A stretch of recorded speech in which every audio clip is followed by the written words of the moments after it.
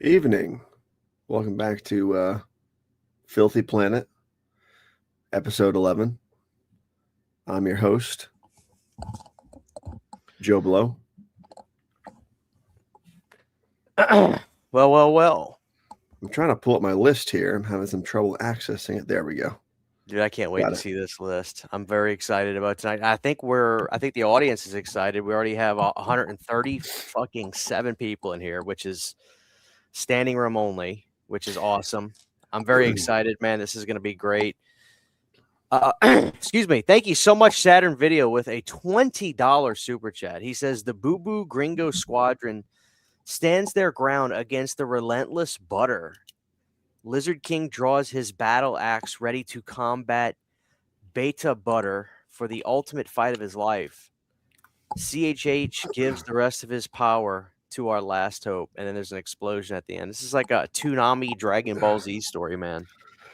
I wish somebody could save all these and put them together so we could have a comic book made out of this. Thank you so much, Saturn. I really appreciate it. Let me give you a good clip since you did a $20 chat. Let's see. It's always been Creepshow 2. One that we have is great value, so it's a Creepshow 2 also, to me, just feels like that perfect 80s time capsule. You know what I mean? Like with the Firebird and the second sequence and all that stuff. The one that we have is great value, so it's a Walmart brand. It'll flip your lunch tray. That was so long ago now. How is that couch holding up? It's really good. It's fantastic. Have you seen those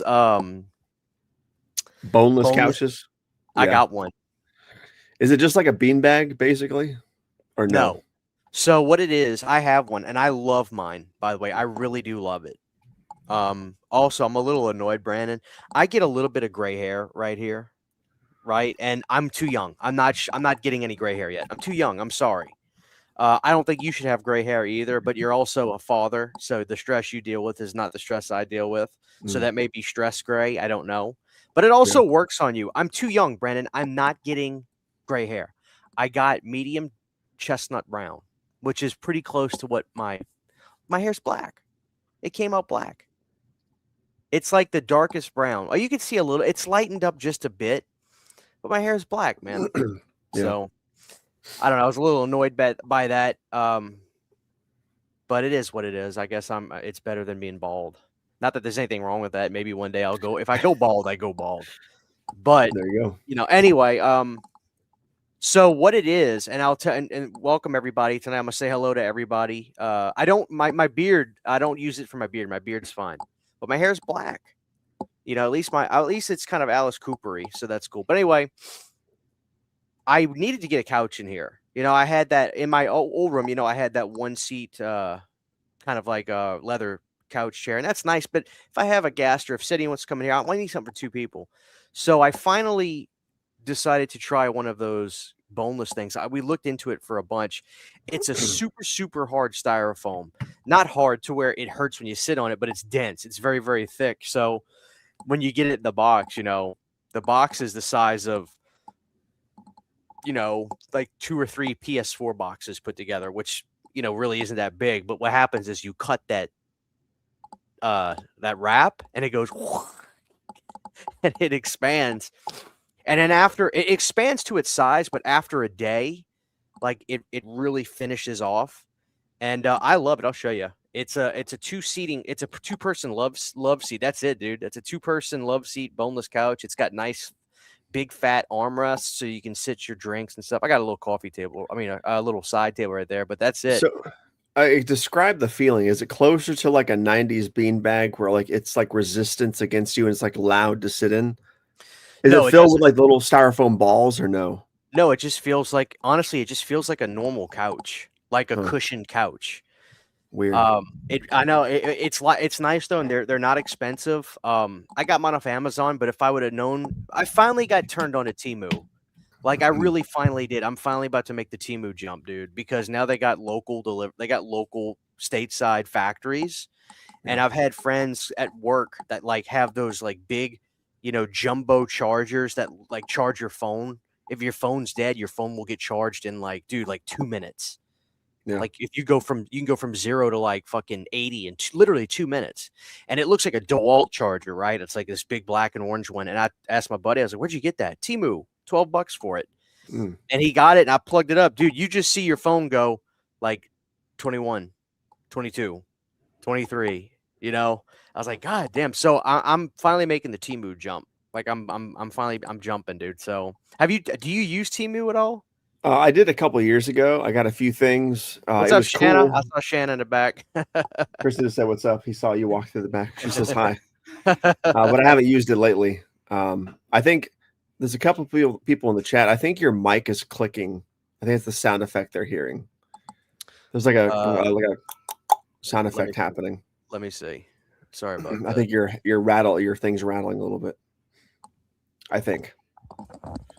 Yeah, I think even places like Rooms to Go and shit are going to start selling those boneless couches if they're not already. I think they're sort of like blowing up, not just like on the cheaper side. I think they're going to start being like bougie. Well, prices, dude. If the prices are good, I don't give a goddamn. Like, my buddy got this is like practical stuff. He got a 10-pack of black t-shirts, like undershirts, for $7. A 10-pack. You know, and then he wore them. Dude, it's just like a Hanes t-shirt. It's amazing, you know. Is it really getting bad? Maybe I could just swap up to my other mic. Channel Wackadoo says he was ignoring it at first, but it's getting distracting. That's the third or fourth comment I've seen now. I don't know what is it. Let me see if it's this. Is it this? Do you hear it when I do this? Yeah, it's like the handle, the arm is. Yeah, it's that noise. It's like a crackling of it.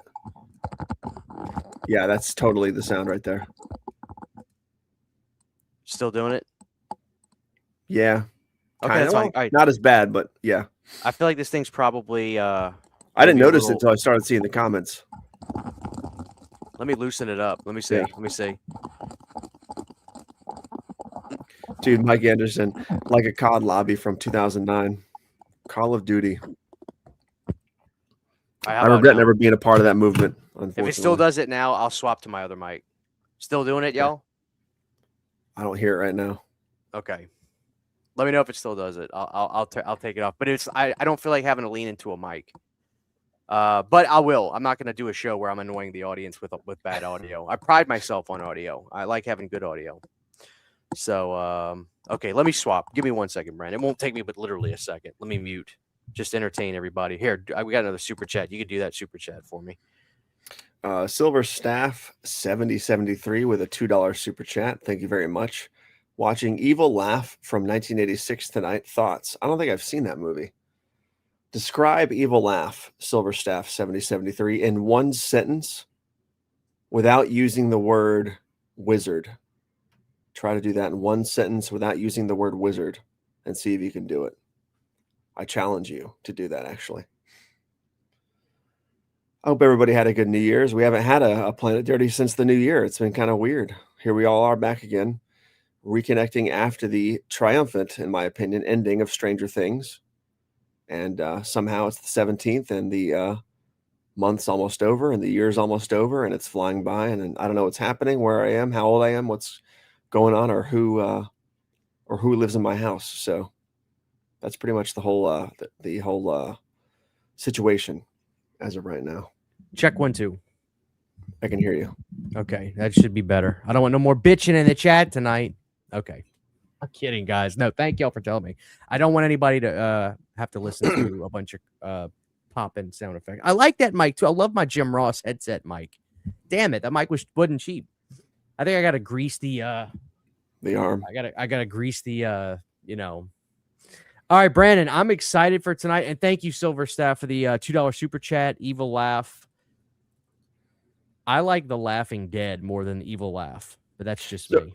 So a little bit. I think I might actually disappoint you in the audience because my list, I just did my top 10 underrated horror films, and I didn't really go out of my way to do like hidden gems.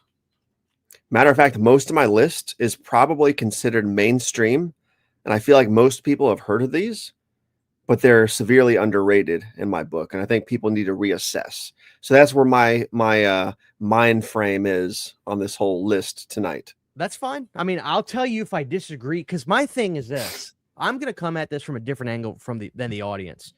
My thing is sometimes I think people substitute the word underrated for I just like this movie a lot more than other people do. And if I think that's the case, I'll push back on you. Because Brandon, I'll be on Facebook and I'll just see people say, "Yeah, man, Dream Warriors is really underrated." I feel like it's perfectly rated. Well, my thing is this. How could it be underrated? The entire world has seen that movie. Everybody has an opinion on it. How could it be underrated? Like, that's my thing. I always come at it from that angle, you know. But what are you drinking tonight, dude? Before we get started, I'm just doing water tonight. I'm trying to like sort of detox. Too much soda this week, dude. Like way too much fucking soda. Fair enough. I am having a Shirakiku purple. Nice. You ever drink these? Is that where you have to crack the like glass ball into it? It's like a Japanese soda, right? Or Korean soda. It's got a little ball right there. You want to hear it? Yeah, I used to get those from World Market, I think. You ready? These are delicious, by the way. Here we go. There it is. I think they used to have a white grape flavor. It was awesome. Yeah, there's white, there's strawberry, there's cherry, there's grape.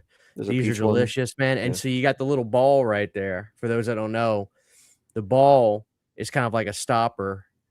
Well, that's what keeps it caffeinated, and that's what keeps it carbonated. That little ball. Don't you feel like there's glass shards in there though a little bit? Like, don't you kind of feel like there's glass floating around what you're drinking? This glass is so dense and thick. There's no way. But you're breaking the glass ball into the drink. It feels like there's glass shards in there. You're pushing it. Dude, these are fucking fantastic, dude. Did you get that from World Market? No, I got it from Five Below. They sell them at Five Below. Oh, that's right. Yeah, Five Below has a bunch of crazy ramen flavors I want to try. How is Dream Warriors underrated? Rather, script wants quite a bit of what we're scraping in exchange around. So no, my point is it's not. My point is I think people this is what I was saying. I don't know if you didn't hear me. What I'm getting at is I feel people use the word underrated completely wrong. And they just use it to say, I like this film so much, but other people don't like it as much as I do. I don't think that means underrated. I just think that means you like a movie more than other people. You know? But we'll see. We'll see. I'm excited to get into this. Yeah. I hope with this list, I can convince everybody here to write these notes down and go seek out these movies and watch them. Because I think you guys might actually find enjoyment or new enjoyment in them, because I think they are literally underrated as far as I'm concerned. Disturbingly so. I think the audience, if we can get some thumbs up in the chat, I think I'm ready to take a trip and see what you have to say. Okay. I'm ready to take a journey. These are not in order, by the way. I don't have them in order from like worst to best. Is that all right? That's all right. Let me just say hello to everybody in the chat.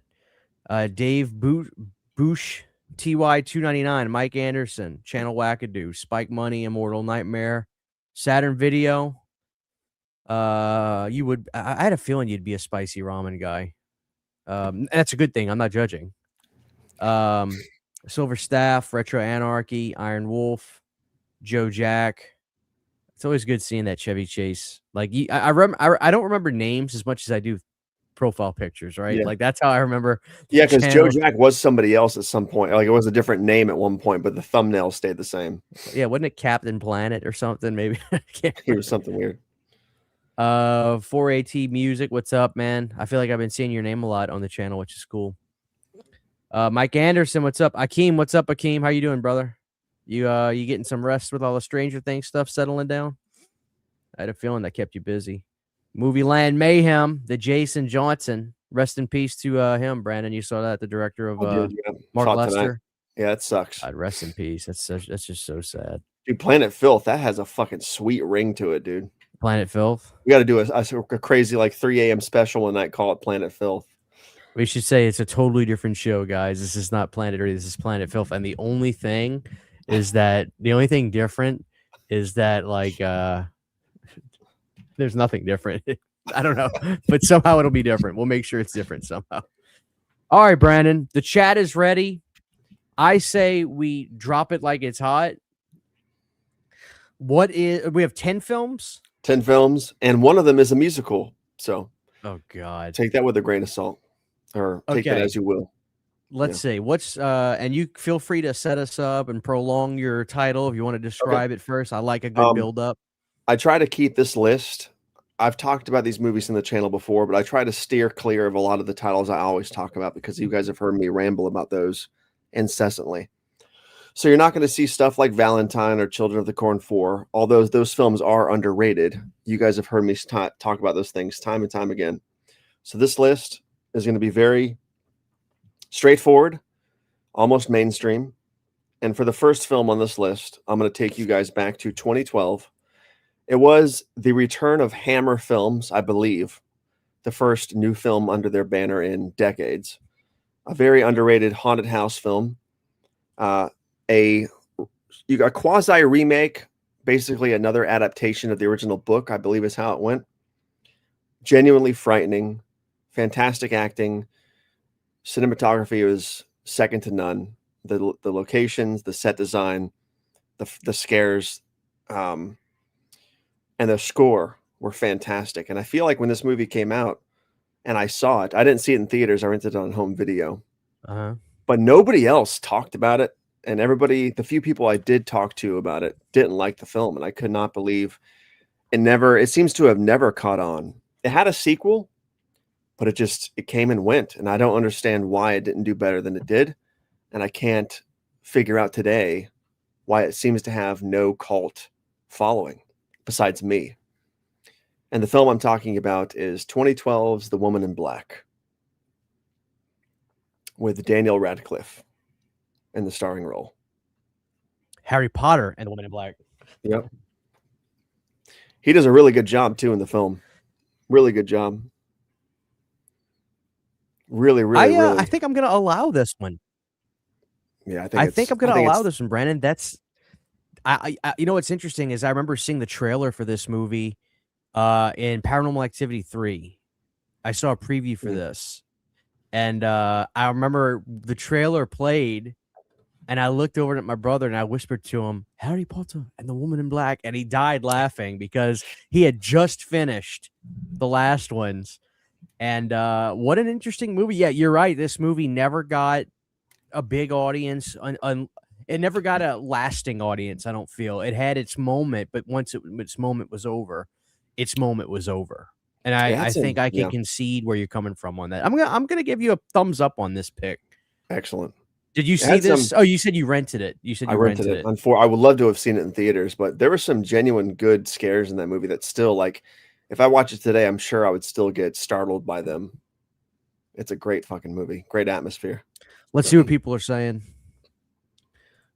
They should make a sequel called Come on, man. This chat is wild already. Come on, brother. There was a sequel. Some good scares. There was a sequel. It was called Guardian of Death or something. It was about like the military staying in the house like 20 years later or something. It wasn't very good. That sort of came and went too, understandably. That is a good underrated film. I just couldn't see him as a dad because he still looks so young. I mean, he seemed like a 25-year-old dad. The kid was really young too, so it's not like he was an older dad. That was a good movie. Agree. Very good. Not talked about much. I own it, Brandon. I think I watched it maybe once or twice after I got it. But you want to know the movie that I actually watched with him? I'm going to laugh if you have this on your list. You don't have to say yes or no. But there was a movie he made relative around this time that I love. It's called Victor Frankenstein. I never saw it. Oh, dude, I love it. And he did that maybe a year or so after this. And I watched that movie a lot. I don't watch The Woman in Black. I haven't gone back to it a whole lot, but I did see it. I saw it in the theater, and then I bought it on Blu-ray maybe a couple years later and watched it again. And I liked it. Yeah. So I haven't seen Woman in Black since it came out and don't remember anything about it. I like it. The Woman in Black is good. All right, Brandon, I'd say you got about 85% of the chat on this one. Yeah. Woman in Black is freaking good. I can no longer sanction this buffoonery. That's a Tommy Lee Jones quote, so I'll let that slide. You don't have to take that one personal, Brandon. I don't. I instantly recognized it. Okay. Did you read it in Tommy Lee Jones' voice? Or I did, yeah. Jim Carrey's voice? I read it. I listened to it in Jim Carrey reciting Tommy Lee Jones saying the line. So There you go. Victor, we got some love for Victor Frankenstein. All right, guys. 217 people in here. Drop a like on the show. We're gonna get ready to go to Brandon's number 9. Number 9 is a 2007 film. I think it's fantastic. Halloween Horror Nights, 2007. Okay. Halloween Horror Nights in 2007 as well did one of their best haunted houses ever based on this film. I don't know if it was pretty mainstream at the time, at least I thought it was, but I feel like it never really, at least in my world, my small world, it never really picked up the audience I thought it deserved. I thought it was sort of outshined by everything else the director did. And it seemed to sort of come and go. Like a lot of people talked about it for like a very short time. And now I feel like nobody talks about it. And if they do, it's very passive. It's from director James Wan, and it's called Dead Silence. Dead Silence. I do not think it's overrated, and I don't think it's perfectly rated either. I think it's very underrated. It's a very genuinely creepy film, really good story. Special effects are good. The CGI is good. The practical effects are good. Everything about this film works, dude. And I feel like nobody talks about it. I'll tell you what doesn't age well about this movie whatsoever, in my opinion, is, and I'm not being facetious, I'm not poking fun at you or trying to use your lines against you, but the color grading and color timing is fucking ass today. Is it? It was too silver? It looks like shit, dude. When I got the 4K of this, because I didn't really ever own this film. That's not true. I had the DVD, but like I didn't get the Blu-ray of it. So when Scream Factory did the 4K, I was like, oh hell yeah. But dude, that style that Juan did, very 2000s. It's completely desaturated and like almost black and white. And it's like a digital inkwell. Yeah, it looks like shit. Like, I didn't see it in theaters. I don't think I did. And I haven't seen it on the 4K screen. I haven't seen it since DVD, I don't think. And so I haven't seen it since the CRT, honestly. I don't think I've watched it since. Yeah, I don't recommend this movie on 4K. Does it look cheap, or is it just the color grading? It just looks like shit with the color grading. I mean, pixelation can only do so much when you desaturate a film like that. It ain't worth it to me. Brent, I have a question for you after this. First off, we'll see what the chat's saying, but we got a super chat, Horror House Online. Thank you so much for the $4.99 super chat. Let me give you a clip first. Make it with just the kernels. Add your salt in there after it's finished. And instead of shaking it up with that popcorn butter oil stuff you're talking about, use some grapeseed oil. Grapeseed oil and salt, it'll change your life. I swear to Christ. Do you still stand by that, by the way? Yeah, I do. I haven't made it in quite a while, but it's good. Do you keep grapeseed oil in the house at all times? I think we still have some in the pantry. From 2021? Yeah. Dude, you know what's so funny? Whenever you talk about that for the first time, I went to the store. Dude, grapeseed oil is like expensive. Like it's not cheap oil. The problem is you couldn't find the small bottles. Like they have small bottles of it. And how heavy do you go on the popcorn with the grapeseed? I drench it. Well, I don't say drench. I mean, we do like a top layer, sort of like you drench a top layer in butter or popcorn oil, and then you shake it. I just do that. You want to know what's overrated? Coats everything. You want to know what's overrated as hell? Like it's totally overrated. Himalayan pink salt. Oh, I use that every day. No, literally, I can go get the bottle right now. It's on my pantry. It's on my thing. I've even gotten to where I don't like the taste of it, and it's probably psychological because it's not just white cocaine looking. Like I can't stand it anymore. Like City did the thing. City does the stuff where they DoorDash your groceries, whatever it's called, Instacart or whatever. And the person that did our stuff got Himalayan pink salt instead of regular salt. And I was like, does it taste any different? She goes, I don't think so. I think it's just pink. But I've gotten to where I can't stand it. I don't like it. I don't want it. I feel like it has more of a bite. That's a clip right there, guys. Yeah. Somebody clip that to me. Clip my rant and Brandon's rebuttal. Y'all ever had that? Good. Do you do sea salt? That's the other question I have for you, Brandon. Yes. Do you sea salt? I'm a student of all salts. Now, sea salt does taste different. It does. Does sea It's salt like go? it's like more punchy. Let me get this. I want to pick your brain on this. Let me do these super chats. Y'all ever had them green tea Kit Kats? When is the Microplastics Mountain Dew Madness show? I had the new Brennan, Mountain Dew. what new Mountain Dew? There's a new Baja Blast. It's like I forgot what flavor it is, but it's like an orange color palette. It's like Baja Blast something. Really? Yeah, it's like tropical something. It's pretty good. It's I not haven't tried terrible. that. Better than that trolley crap. I have not tried that at all. Wow. I haven't had the green tea Kit Kats. I always like trying the new candies, though. So if I can see those, Horror House. Also, I see you playing, what is that, a Schecter and Ibanez you got on there. Very, very cool. I have not tried the green tea. I haven't seen them. So I have to, maybe I just haven't paid attention for them. But I'll try those for sure. When is the Microplastics Mountain Dew Madness show? That's a great title. Well, tonight for me is the Shirakiku show. I got my grape tonight. This stuff is delicious, by the way. Get these at Five Below, people. They're cheap and they taste great. Plus, Spike Money says Cabo Citrus. Brandon agrees with me on this. Everything tastes better in glass. Glass is better than plastic, hands down. Yes. And then we've got the great Saturn Video. Thank you so much for the $10. Let me give you a clip. Listen to me. The next time you have to theater, buy a box of Milk Duds or sneak them in, and go to the hot butter and drizzle it all into the box of Milk Duds. It is the best thing you'll ever have in your life. I agree.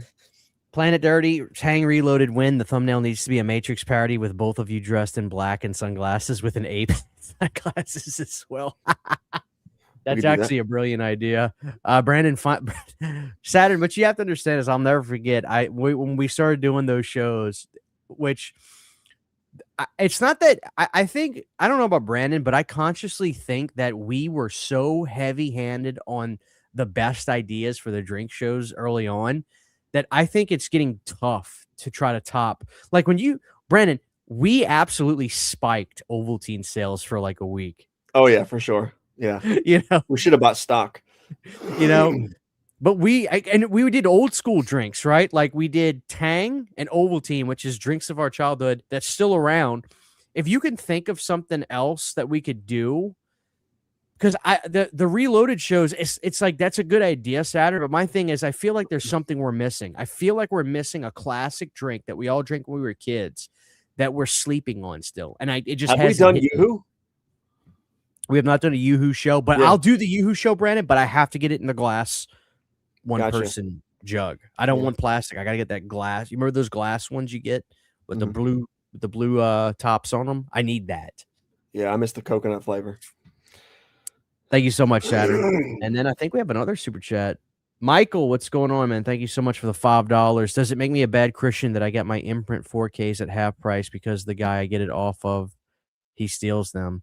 Well, I mean, you just incriminated yourself kind of online, I think. But you know what?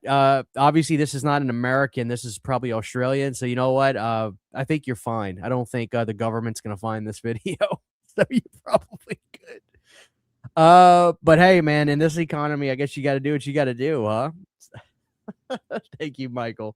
Let me give you a little clip. The best part of eating corn on the cob is when like shit sprays out of it and you hit somebody in the eye with the water.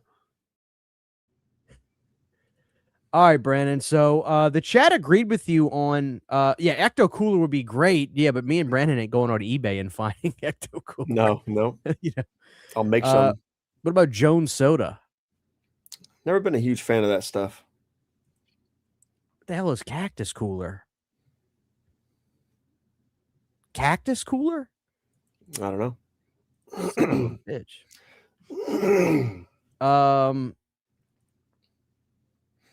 And then we got a big super chat from Big K Movies and Games. Thank you. E.T. is an underrated horror classic. A boy gets a psychic link to an alien, feels all his feelings, and catches his sickness as well. Oh, yeah. Truly horrifying. Oh, man. Thank you so much, Big K. And then for you. It's fucking fantastic. Dude, that shit looked like slop. What wasn't that the rum raisin gelatin that you made or some shit? No, I don't think I tried that on air. I think I was too afraid. So it's not good. It's really gross. Or maybe I did. I don't know. Is that still in the fridge? It is. Yeah. All right, Brandon. So the audience gave you a pass. They agreed with you on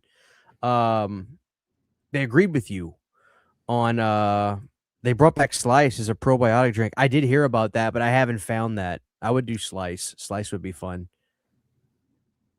Brandon, you don't like probiotics? Not really.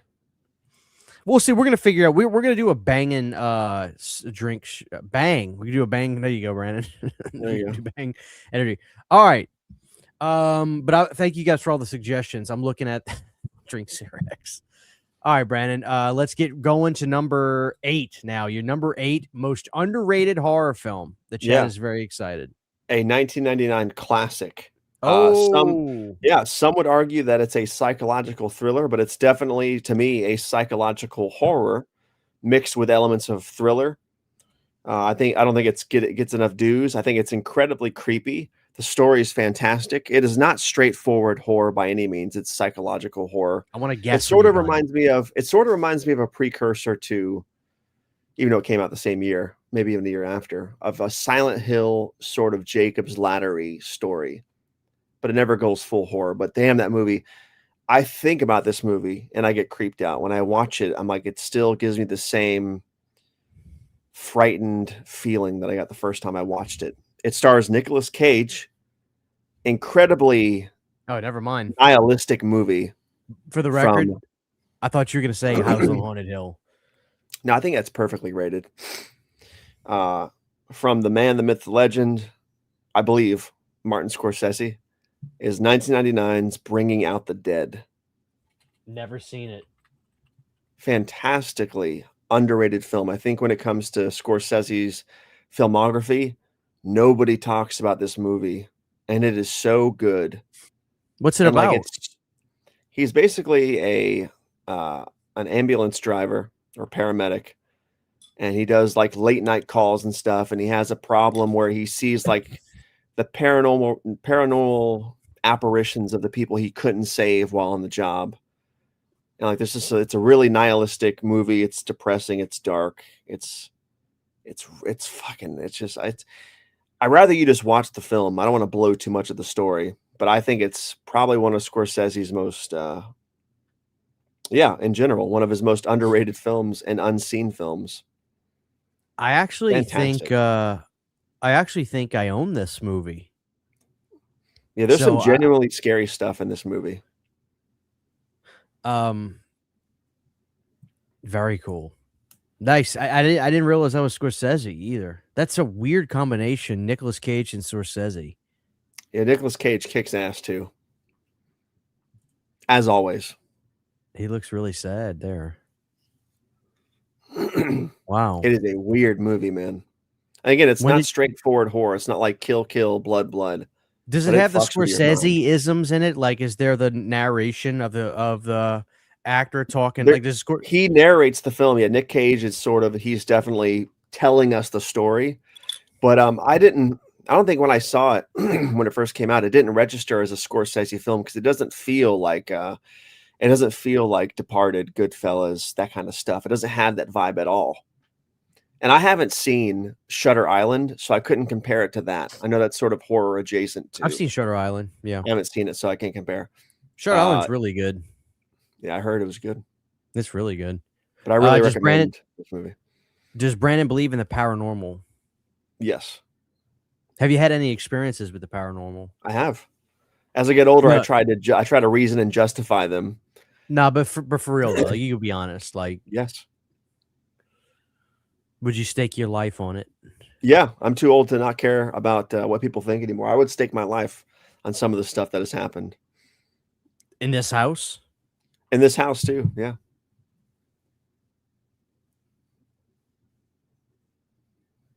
Is it because of the house by you, the drug house? Well, I don't think so. Or the death house, not the drug house. I'm actually I don't think so. I'm underplaying it. Yeah. It might be. I don't know. Has it become a problem? It was a problem for a while. Years ago, I used to just visit here as a kid. Even relatives who would come over and stay, they would ask about, who is this or what's wrong with this place, and like I could spend 2 hours talking about it if you guys want to do that for another time. No, But we I have just a lot of figured out. I have a we lot of literally, crazy. we literally just figured out our next episode. I have tons of crazy accounts from this house. Can I from get a people- thumbs up? Hold on, Brandon. Can I get a Yeah. thumbs up in the chat if y'all want Planet Dirty? This is the name of the episode: Grave Encounters with Brandon Tabado, and then that's the name of the episode. And then you guys will pick the drink, as long as it's a drink you can get at a store. If you guys want that, because Brandon, let me tell you something. I don't fuck around with paranormal. I take it very seriously. So if you're not bullshitting me, I want you to tell every story you can. If you're not bullshitting me, I'm not. Yeah, I can even tell you guys about George. they want it, Brandon. Brandon, they want it. Can you All right. you won't back out? You'll tell the stories. You're not No, going to make I got, anything up. I won't make anything up. I got You got to light a candle though. That night I got at when least three pretty visceral ones. they want it, Brandon. All right, Maybe Brandon. So visceral is the wrong word. that's it, Brandon. Grave Encounters with Brandon Tabado. Do you remember that movie? Yeah. So Part one was we got. better than part two. Oh yeah, part 1 is phenomenal. Part 2 is trash. Actually, you know what? No, part 2 is okay. Is there a third one? No, they're remaking it. I Justin gotcha. Long's remaking it. Oh, How God. crazy is that, man? All right, Good Brandon, for they're in. So I'm so excited. I love this stuff. Okay, so they want it. All right, Brandon. When you get one more, I'm actually going to throw out one of my underrated films. Okay. All right, let's go. A lot of people said that they haven't seen this film. So you actually picked something that I think is the quintessential underrated film, because if you have a lot of people that say they haven't seen it, to me, that's the definition of underrated. There's not enough ratings on it. It's underrated because not many people have seen it. So I think that's actually a very, very good choice because it's something I haven't seen. All right, Excellent. go ahead. The next film is another psychological horror film. It came out in 1995. It had a kick-ass fucking soundtrack. There's no way it's 7. Great cast.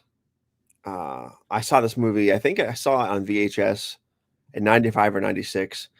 I was never aware of a big theatrical release for it. I'm not sure if it had one or if it was more limited, but the movie itself kicks ass. Severely underrated. I think a lot of people still haven't seen this film. It has not gotten a big 4K release, unfortunately, at least not yet. And nobody talks about it. But I'm talking about 1995's Hideway with Jeff Goldblum. The It fuck was is basically that? a guy who dies and is brought back from the dead like hours and hours later in some kind of experimental medical situation. And he ends up being connected to this other guy who is killing people. And he's sort of seeing the visions of the guy killing people and making this big sculpture of bodies. And then the guy targets his daughter. And that's sort of the thing. And the funniest thing about the movie is not funny. It's very serious and dark. I've never Really, heard really of it. heavy concept. It's fucking, dude, phenomenal. Jeff Goldblum kills it. Of course he does. Soundtrack kicks fucking ass. I mean, you got Fear Factory on there. You've I got like Fear Factory. KMFDM. You got all kinds of shit on there.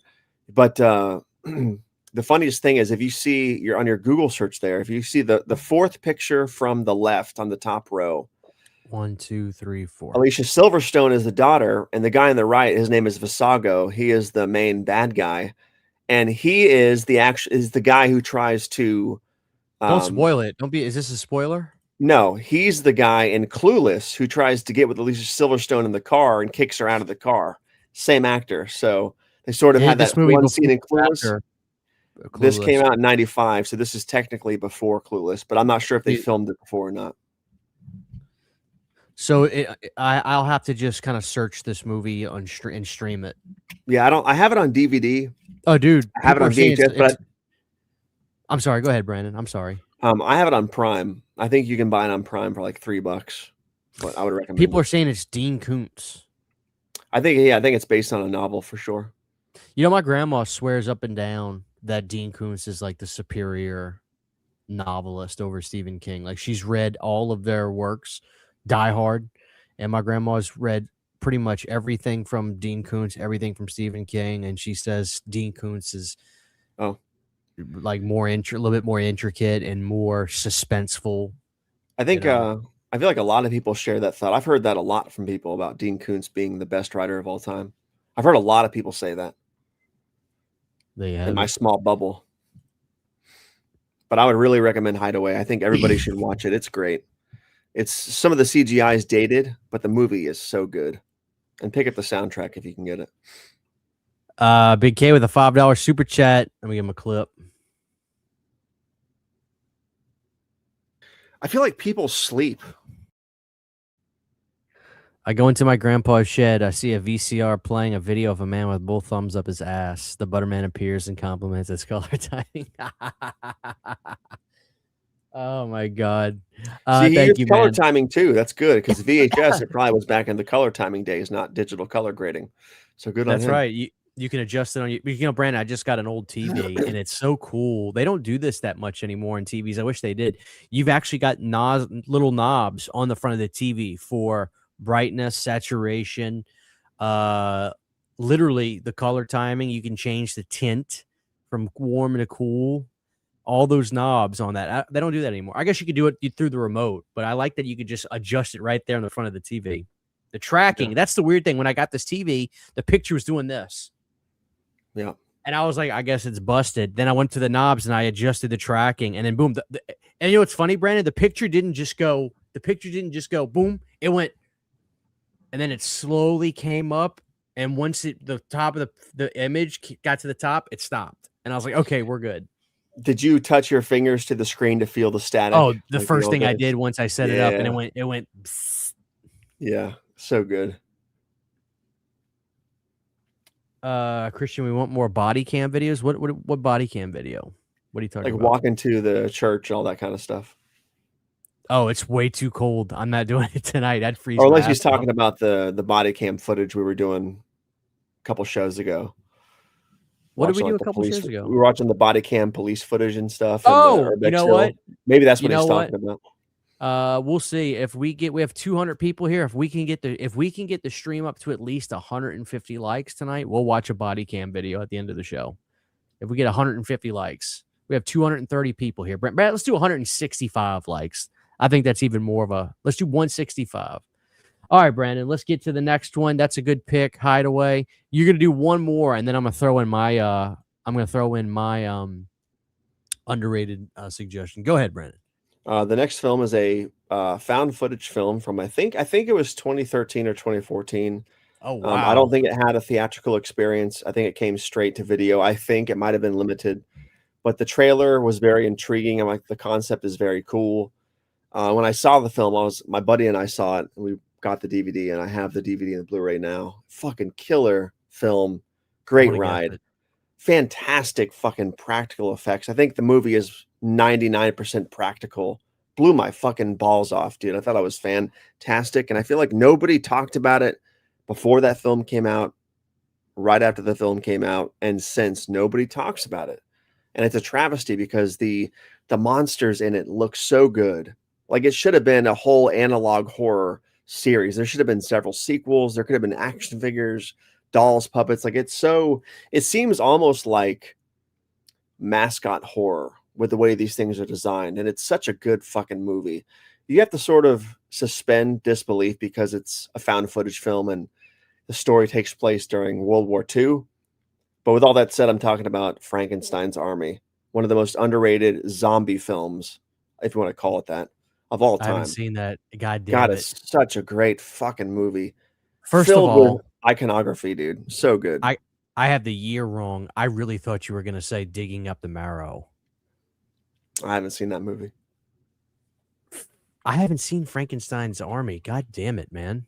Dude, the Mosquito That's a found Man footage film? design, it's found footage, and it's World War II, so it's it's sort of like old camera style found footage. It doesn't really make sense because you hear recorded audio in those cameras. You know, the whole, it's a big suspension of disbelief, or suspension of belief, whatever the Dude, phrase I would gotta be but- honest. I gotta be honest. I feel really bad because I planned on raging tonight and screaming. I drank a lot of warm water and honey so I could yell because I played a gig last night with my band, so my throat's pretty dry and I'm worn out. But this list is actually great so far. I have to be honest. Like you actually, I thought you were gonna rage bait and be like Halloween 4. It's not loved enough. I thought you were gonna, I thought you were gonna be like Halloween 4. People don't appreciate Vincent Drug yet. They're not there yet. Like give them a list of 2 on. Dude, look at that image. But again, we still have 5 movies to go, so you may go ahead. No, look at that top image on the top row, 4th and 5th from the left. The guy in the stilts is Mosquito Man. Like, look at that shit, dude. That's terrifying. But my thing is, that doesn't look like Super 8 film. That looks like 35 millimeter. Again, it's a big. It looks pretty Super 8-ish in the film, but it's sort of widescreeny still. So again, This looks like a Mushroom Head music video. It does kind of. This is it right here. So good. That's it. Yeah. And this is found footage. You sure? Yeah, these stills look more like they were production stills, like somebody was on the set snapping photos. Like the quality of the film is very degraded and fuzzy and distorted. Like nothing's this pristine looking. See, it's kind of disturbing. God, it's so good, dude. I would say the epitome of underrated. I'm gonna have to go through all my movies. I'm gonna have to go through my movies to see if I own this. But dude, like, if it's really good, Brandon, I'm gonna review it. Like, I've been having my most success and most fun right now, frankly, just reviewing movies. Like, I did one on Phantasm 4, and it did really good. And I got a lot of people, and that's what you know because I had you do the yeah. And so if this is something I end up really loving, I swear to God, I'm going to review it, and then I'm going to get you to do the exact same thing. Yeah, Frankenstein's Army is a crystal skull, and if you don't like it, I'll show up to your house naked and afraid. And I need a different David Lynch ending, though. We'll just change the ending. But I got to make sure I love this, dude, because this is something else. I don't know why I never watch it. I think I know why, Brandon. I don't like the name. What the fuck is that? Again, it's so good. Why did I sleep on this? I don't know. I think the whole world slept on it. Honestly. There's your guy, the Talon. Mosquito Man, fucking crazy. No, the Talon. Is that what he's called, or is that? That's the name of the website. Yeah, I'm pretty sure he's nicknamed Mosquito Man in the film. Mosquito Man. I love it. Brandon, I wonder, I don't think I own this. I feel like I might, but I don't think I do. I'm gonna have to go through my movie because I want to own this. I want a DVD of it. What the fuck is this? Those are the monsters. So where did you see this movie for the first time? I saw one straight to video.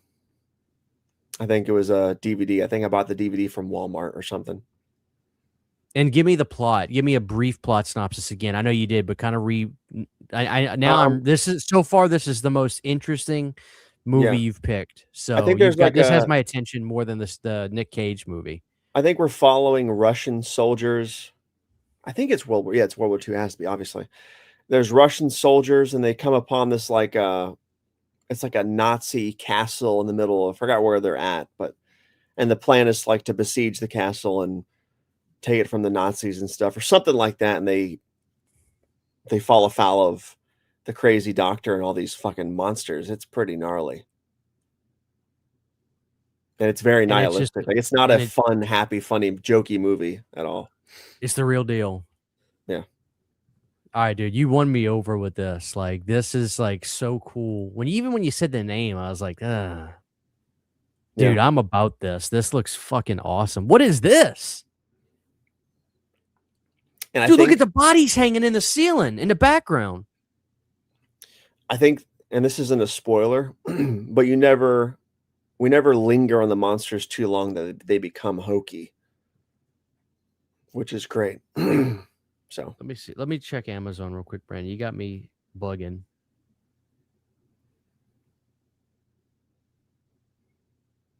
Yeah, it might be on Frankenstein's Tubi. I've Army. seen a couple of people say Tubi. It probably is on Tubi.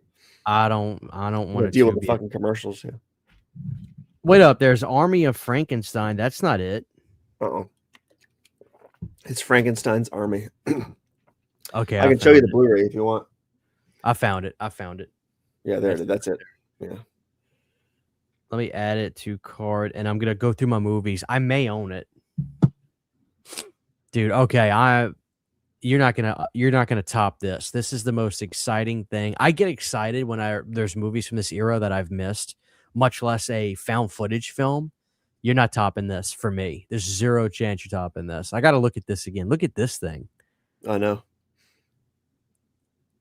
Is It's this a kind of weird like fucking the movie, dude. leader? This kind of guy, right? Is this the leader? I think. Oh, out of the monsters, I'm not really. No, I don't think so. I think out of the monsters, it's hard to say. There is no real leader because Dude, they shot this in a big warehouse, didn't they? Wherever they shot it, it's impressive. It feels like a giant, inescapable castle fortress installation kind of thing. Here's a piece of trivia, Brandon.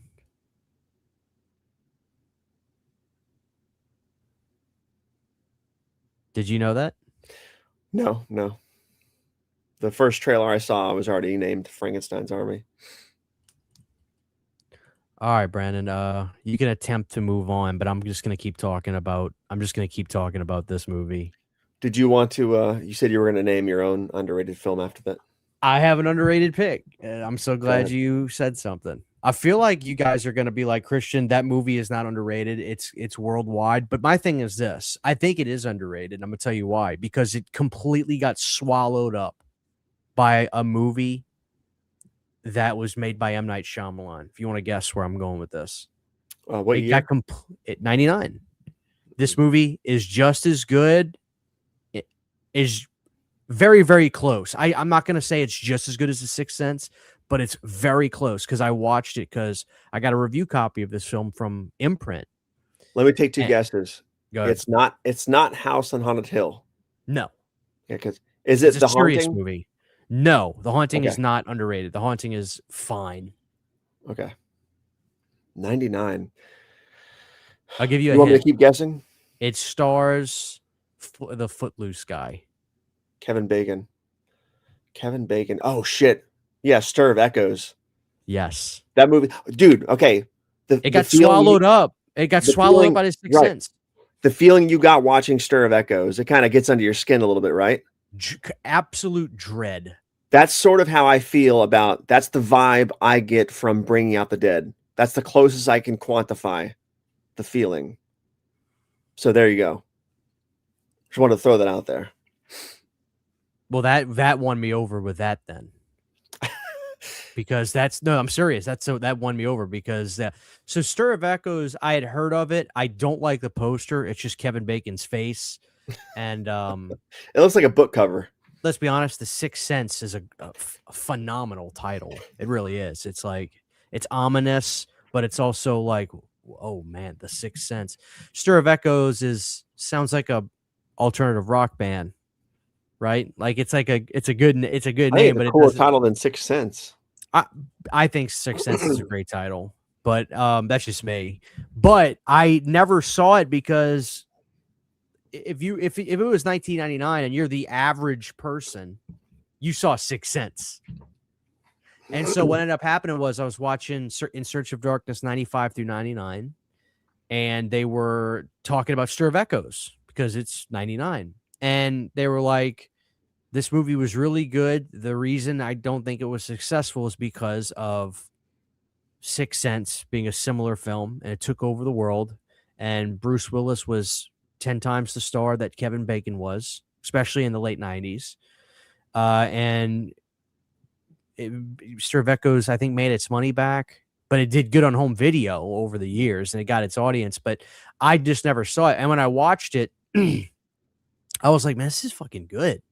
Like, this is good shit. And I was really tripped out by Kevin Bacon 40 minutes into the film because he got almost Amityville horror-ish, right? Like, he's lost his mind over trying to figure out what's going on. So, yeah, I do think it's probably still a little bit underrated. because I consider myself the average moviegoer, the average person, and so I never saw it. A lot of people here probably saw it when it came out, but I never saw it. So, I think we'll check the comments. That's a good choice. Thank you. Based on a Richard Matheson stories, Stir of Echoes got outdone by Sixth Sense. They had similar plots, but Stir of Echoes came first, I think. I don't think they're similar, really, though. Well, they kind of they're similar enough that kind of like Ghost. It's like it's not a joke taken very seriously. Kind of go. It's like they're not the same movie. I get it, but my point is, people are going to watch on average one of those kinds of movies a year. Those big, the horror movie you got. If it's 1999, the horror movie was Sixth Sense. It just was. Yeah. And I know that because I lived it. My whole family was talking about it. Like it was that movie. Yeah. So. Did you see the Christian Slater masterpiece that was Stir of Echoes Part 2? No, I did not. For some reason, I sense a hint of sarcasm. No, there. It's really good, dude. I'm telling you, you got to watch it. Look, people got it. What's up, Dave? Dave got it when I was asking people to guess it. Austin got it. Vegas Vacation. Dude, don't hate on Vegas Vacation is a psychological thriller. Brandon. That was 98, though. Horror House. So I thought it was 97, actually. Oh, it might have been 97. I think it was 97. We got a super chat. Heart Guide Media. What's up, guys? I did their podcast back around the summer last year. Lovely Molly is super underrated, as is the film Exeter. Wow, I haven't seen Exeter. Oh, man, I'm still looking at these pictures of Frankenstein's army. Exeter movie. Friday the 13th from the director of Friday the 13th. Oh, this is the Exeter. This is a what's his face film? Who's the director of Marcus Nispel? This is a Marcus Nispel film. Very cool. I'll definitely watch that. Amazing. All right, Brandon, for the people. Yes. Really. All right, for the people that are just getting here, we have 238 people here. God bless you guys. We have 10 people on Facebook too. Right. For everybody here, just getting here, run down the movies you have picked so far. Okay. And for the record, nothing Brandon's going to say is going to top that movie for me. So I got to give him, if I do a video on it, I have to give him full credit. Okay, go ahead, Brandon. Run over the movies you've said so far. We've said The Woman in Black, Dead Silence, Bringing Out the Dead, Hideway, and Frankenstein's Army. Now, out of those films so far, which one do you think is the best movie? That's a loaded question. Because best is how? Best in what way? The best. When you're stuck on an island, you got to watch one of these. I would take Hideway. Over Frankenstein's Army? Yeah, Hideway. I haven't even seen it, and I'm offended. I grew up with it. It's just comfort. Okay. Very cool. Okay, let's go ahead. We're halfway done, right? Was that number 6? Yep. That was number 5. Or yeah, that was number 6. Yeah. Yeah, Brandon, you really won a lot of people over on that. I think a lot of people are going to be checking that out, including me. All right, Brandon, let's go. What is number 5? Hold on, let me get my go ahead. You could set it up. Number 5 is a movie from 1996. We're going to go back to the 90s again. It is extremely underrated. I feel like nobody talks about this movie, and I feel like 90% of horror fans aren't even aware this movie exists. I've never been a huge fan of the what is the guy's name? The name's slipping my mind right now. Of course it is. Murphy's Law. The doctor who changes, he drinks the liquid, changes Dr. What is that doctor's name? He becomes crazy after he drinks the liquid. It's a big universal monster, I think. Dr. Jekyll, Mr. Hyde. I've never been a huge fan of that property. This movie is the only one you need as far as I'm concerned. Okay, go ahead. Julia Roberts is the star. Her Irish accent's kind of cringe, but John Malkovich plays Dr. Jekyll. Phenomenal movie. It is atmospheric in a thick, creepy way, in the same way Interview with the Vampire is. That's the closest I can. equate the production design as to Interview with the Vampire. And it's such a good fucking low-key horror film. And it's called Mary Riley. And for those who haven't seen it, you've got to see this movie. It's not a straightforward horror movie. It's definitely a psychological thriller / horror. There's a lot of nightmare sequences. John Malkovich, as always, does a fantastic job. Glenn Close is in the movie. It is a great fucking movie. Great It's movie. period piece, isn't it? Mm-hmm. It is. Oh God, man, you're really gonna have to force me to watch this one. I think for those people that like Interview with the Vampire, you'll probably like this movie. It's sort of a similar pace. Has sort of a, I don't know if you want elegance might be the wrong word, but it has sort of that elegance to it. Really well made. Great fucking movie. So this is essentially a Jekyll and Hyde movie? It is. And apologies, I couldn't think of the name at first, going through the motions.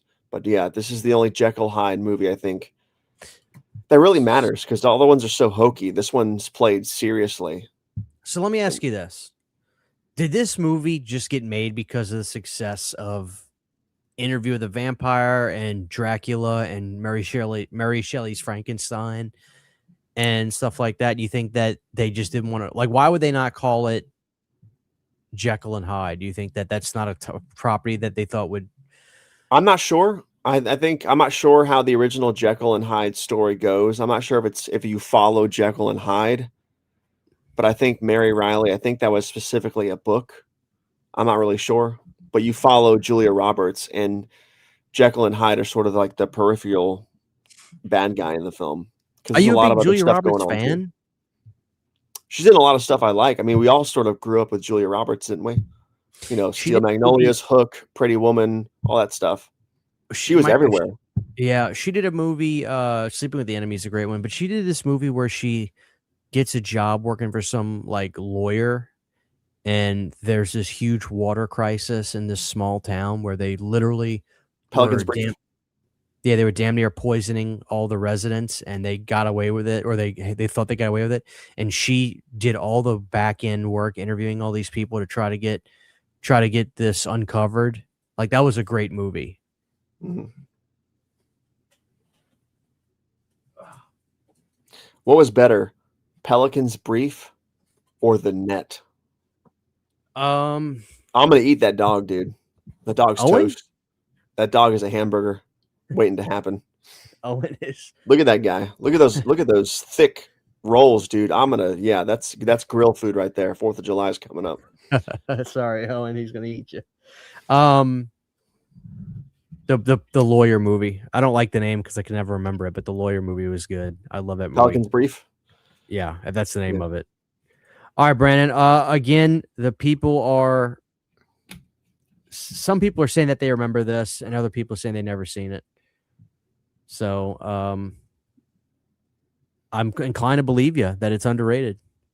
So, is it a TV movie? Is one question somebody asked. I don't think so. I think it had a big theatrical release. This is back. I mean, this was 96, so Julia Roberts was still pretty big, and Malkovich was on fire in the late 90s, mid to late 90s. So, like, yeah, he was really big. Everything. He was really big in the 90s. All right, let's move on, Brandon. We have 250 people here. If we get to 165 likes, we'll do I don't know where we're at, but we'll do a body cam video at the end of this. Setup number 4 for most underrated, and so far, Frankenstein's Army is still my favorite pick of the night. Okay. Number 4 is a movie from 2012. Hold on, let me get my all right, go ahead. I thought it was great. I think I saw this in theaters, I'm pretty sure. And I loved it.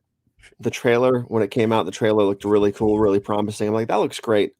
I'm a huge fan of John Cusack. Oh. And I love the life and works of, obviously, Edgar Allan Poe, excuse me. Mm-hmm. So when The Raven dropped, I had to see it, and I loved everything about it. I thought it was a great story. The effects were great. The pacing, everything about it was fantastic. It's another period piece. I know you're not a huge fan. No, that's not true. I can be a fan of period pieces, but I have to be involved. I really have to like the story. If it's Frankenstein, all day. Yeah. And I actually have another underrated pick. I'll do after this one that I want to throw in. If it's Frankenstein, Dracula, or murder mystery stuff, all day. But Jekyll and Hyde, I've read the book. Anyway, I don't want to go on a rant. Go ahead. I'm Yeah, sorry. The Raven. I mean, it's sort of like the life, not the life and times of Edgar Allan Poe, but it's basically Edgar Allan Poe. I cannot say his name correctly. This is the tonight. movie? You already named the It's movie? Yeah, it's called The Raven, and he's basically already an year? established 2012? writer. 2012, and John Cusack plays Edgar, and he's phenomenal. Basically, Edgar Allan Poe gets caught up in a whirlwind where there's like this serial killer who's killing people in the way that Edgar Allan Poe kills people in his writings, and basically the police hire him to help them solve the cases. It's a really screwed up movie. And I think it's just fantastic. I think it's really, really good. Nobody talks about it ever. Like I've heard nobody ever bring this movie up, ever. So I've never seen it. I think it really deserves a watch. It's really good. I wonder if it It's did one of do the- good. I when it came assumed. out. I don't think it did well in theaters either. I think just nobody went to see it. I think. I It assumed looks it like would- it's got really high production value. it looks really expensive. At least that's what I remember. But I feel like it should have built a strong cult following, and it just hasn't. I'm not sure why. But yeah, John thank you. Cusack's fucking unhinged in it, dude. Really. He's good, really good. Another good pick, man. Thank you, Big K. Have you ever seen Body Parts with Jeff Fahey? Yes, sir. 1991. Absolutely. I want to say Brad Dourif was in that too. I could be wrong, but I'm pretty sure he was. Maybe not. Lance Henderson or Brad Dourif. I think it was Brad Dourif. Phenomenal movie though. I have Body Parts from Kino Lorber and Scream Factory. Great movie. Great movie. I love Body Parts. Thank you, Big K. I want to address a comment. ZPam, I think it's ZPam. His comment says, it reminds me of the show The Following. And I would agree that was a kick-ass show. At least the first two seasons were. Remember the first season was heavily influenced by Edgar Allan Poe. There was the guy wearing the Edgar Allan Poe mask and shit. And I swear to God, that show had to have been inspired by The Raven. Because I think The Following came out in 2013 or 2012. I think it came out after the movie. I think it's got to be inspired by it. So I just want to throw that out there. But The Following kicks ass too. What a great fucking Kevin Bacon show that was. Until the third season happened. I'm trying to find a good quality picture. You know what, Brandon? Entertain the audience for just a second. I'm gonna go see if I can grab something. So I want to show you this because I don't even know if you've seen this. I'll be right back. Yeah, for those of you that have seen The Following or remember that first season, there's an infamous, I feel like nobody talks about that fucking show either. There's an infamous scene, a blink and you miss it scene where there's a guy dressed as Edgar Allan Poe wearing a really freaky mask. And he sets some dude on fire. I'm pretty sure that's how the scene played out. Killer fucking show. I think the killer is sort of like a cult leader in that show. He's inspired by Edgar Allan Poe. It sort of bleeds into season 2, and then season 3 is a totally different thing entirely. Like Kevin Bacon's still in it, but like it just goes off the deep end. I was not a huge fan of season 3. I can see why they ended it and it got canceled, but it's a shame. It's a shame. I agree with Mary Riley. Saw it years ago. Loved it. Great performances. Speaking of underrated, I was wondering, have you guys seen At Close Range? I have seen At Close Range. That's a great one. Brett, did you say Mary Riley? That was the Jekyll and Hyde whatchamacallit? movie. The Jekyll and Hyde movie. There you go. You got somebody showing love. Thank you, Philip. I appreciate the $5 super chat. I'm gonna go fucking buck wild for Easter this year. Easter's almost here. That's right. Thank you so much, Phil. I appreciate that. Brandon, can I throw in one more underrated before we move on for the rest of your list? So far, Frankenstein's Army still has my utmost attention. So here's my underrated I want to throw in for this, guys. So, you know, whenever the Universal monsters start coming back into the fix, the fold, whatever you want to call it, whatever the expression is.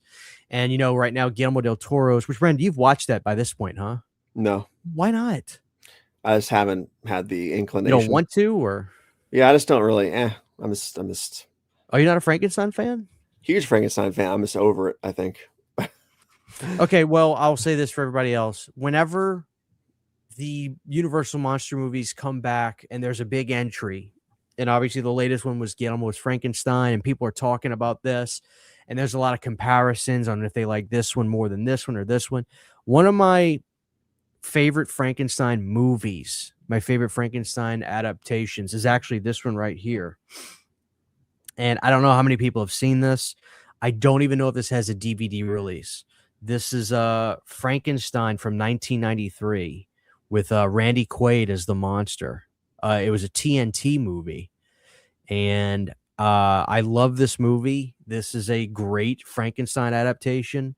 It's pretty damn close to the book as well. There's a lot of things that were done in this the way the actual novel is. But if you find this VHS, it's really cool. Obviously, this is a rental that I bought from my video store. But the VHS case, if you can get it, it's lifted. The hand is actually raised. You can feel it. And it includes Turner Tunes animated, the Frankenstones. So there's actually a Flintstones Halloween special on this VHS. But I really like this version. Turner Home Entertainment Frankenstein movie. If you guys haven't seen it, it's a great adaptation. There are things about this one I actually like more than Mary Shelley's from '94, which I think is a great Frankenstein adaptation, a great film. I think De Niro won me over when I first heard about it. I didn't think I would like him, but I thought he was great. But this one's great, and Randy Quaid plays a great monster. So check this out. I think you may be able to stream it. I'm not sure. I don't even know if it has a DVD or Blu-ray, but I really, really, really, really like the '93 Frankenstein. Very, very good. Put that right there for now. Nice. All right, Brandon. I'm assuming you haven't seen that, Brandon. I have not. No. That Never even sounds heard of pretty it? Wild, actually. No. Okay. Young Frankenstein is the closest adaptation of the book. I love Young Frankenstein. Cube 1997, one of my all-time favorites. Yeah, I've when I was watching the documentary and they were showing stuff from Cube, it reminded me of how much I do enjoy that film and I want to revisit it. Cube is kind of like those escape room movies before escape rooms were a thing. Good stuff. All right, Brandon. Now we are going to your number 3. Yeah. This choice might make some of you laugh. It's from 2012 as well, I believe. It was based on a book. The book was huge when it came out. I never read the book, but when the movie was announced and the trailers came out, I'm like, that looks pretty cool. I'll go see it. So I saw it in theaters, and I know a lot of people, or the people that I know who watched it, kind of thought the movie was hokey, but it sort of came and went. I think the book's legacy has long outlived the movie. Nobody talks about this movie ever. It's never in anybody's top 10 lists. Except for mine as an honorable mention, but the vampires in this movie are some of the scariest on-screen vampires I've seen. Some of them are extended by CGI, but they look so fucking frightening and ghoulish and good. It is insane that this movie hasn't caught on. I'm talking about 2012's Abraham Lincoln Vampire Hunter. I think is one of the most criminally underrated adventure horror movies of all time. Son of a bitch. It is so much fun. But I know it is a blast, dude. Like, it's stupid fun. It's blockbuster popcorn fun. I don't see how. I feel like you have to be like just wanting to not like it to not enjoy this film. I think it's just, yeah, too good. Dude, I remember the trailer for this because I was in the theater all the time in 2012. Like, I saw everything. I saw everything in the theater. And I didn't see this. So what's your story with this? I saw it in theaters. That's basically pretty much it. I saw it with a buddy of mine. I forgot which one. I think I saw it with my buddy Bill. And I loved it. I thought it was great. I thought it was really good. I have the DVD. I think I have the Blu-ray. Is that Captain America? What's his name? I think it might be. I forgot who's in the film. I forgot even the guy who played Abe Lincoln. But the cast did a good job. It doesn't look... It's not like as historically... accurate as like 2012's Lincoln was. Like, it's not like a $300 million movie, but damn, it's good. It is so much fun. And I'm telling you, dude, the vampire effects look so freaky. You should look that up, dude. Like, the vampires in this movie are fucking freaky looking, dude. I'm telling you. Like, dude, like, yeah. Oh my god. I mean, it's CGI, but It's CGI, and like I feel kind of like lame saying that, but like the way it's used in the film, it's so good. quick. Like the transfer, like it spurts. It's never like lingering on the CGI to where you're like, oh, that's fucking stupid CGI. Like it's just so good. It is so awesome. This is based dude. on a true story. Yeah, exactly, for sure. Dude, okay, this is actually another cool pick. I never did watch this because I got to be honest, I just laughed when I heard it. And I'm like, no thanks. But it actually, it does look really fun. It is really fun. Dude, people are saying they like it. I think it was sort of like it was never going to be a huge blockbuster, but movies like this need to exist still, right? Like they don't have these kind of movies anymore. This is And definitely the reason is because of people like me that didn't go see it. Yeah. You know? That does look pretty cool. Yeah, and every vampire looks different too. Like some of them look even more ghoulish than that guy. It's a blast, dude. It's a lot of fun. That's pretty creepy looking. It's a great 4th of July-ish pick, obviously, for obvious reasons. Yeah, dude, I want to watch this. Another solid entry, dude. Wow. Very, very nice. All right, Brandon, where are we going next? The audience agrees. They're saying that they like it. Yeah. Linkin Park and the soundtrack, they say they think it's a fun movie.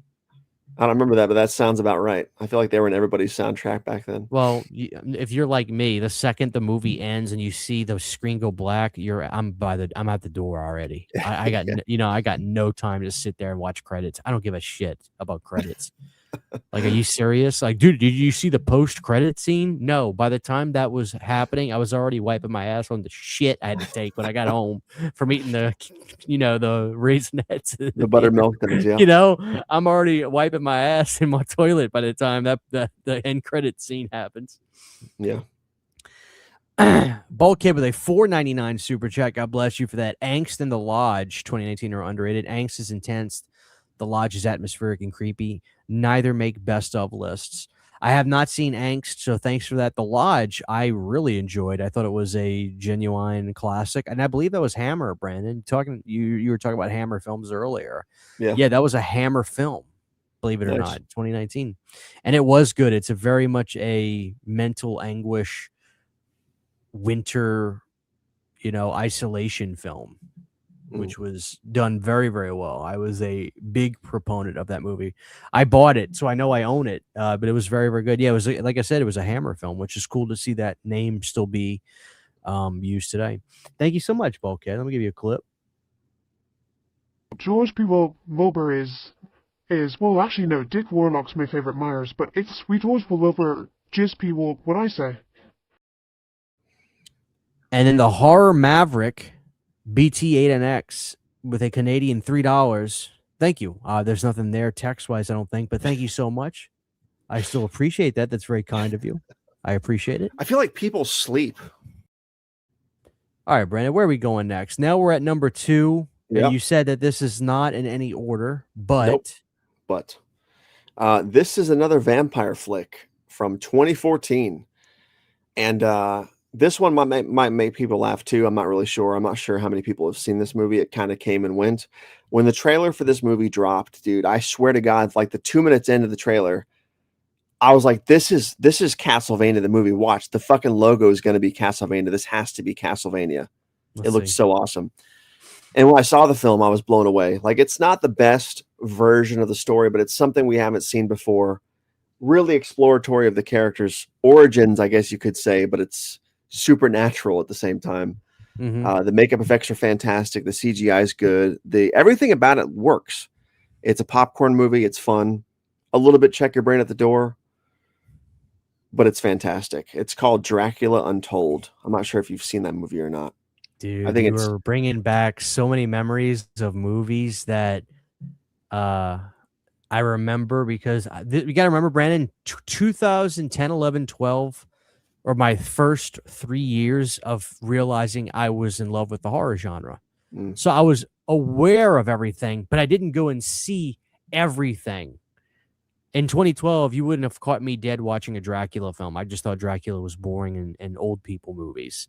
So I wasn't watching this, but yeah, the funny thing about this movie, dude, is that it was intended, and I see 2 jokes in the comments, Dracula Unwatched, basically, because nobody watched it.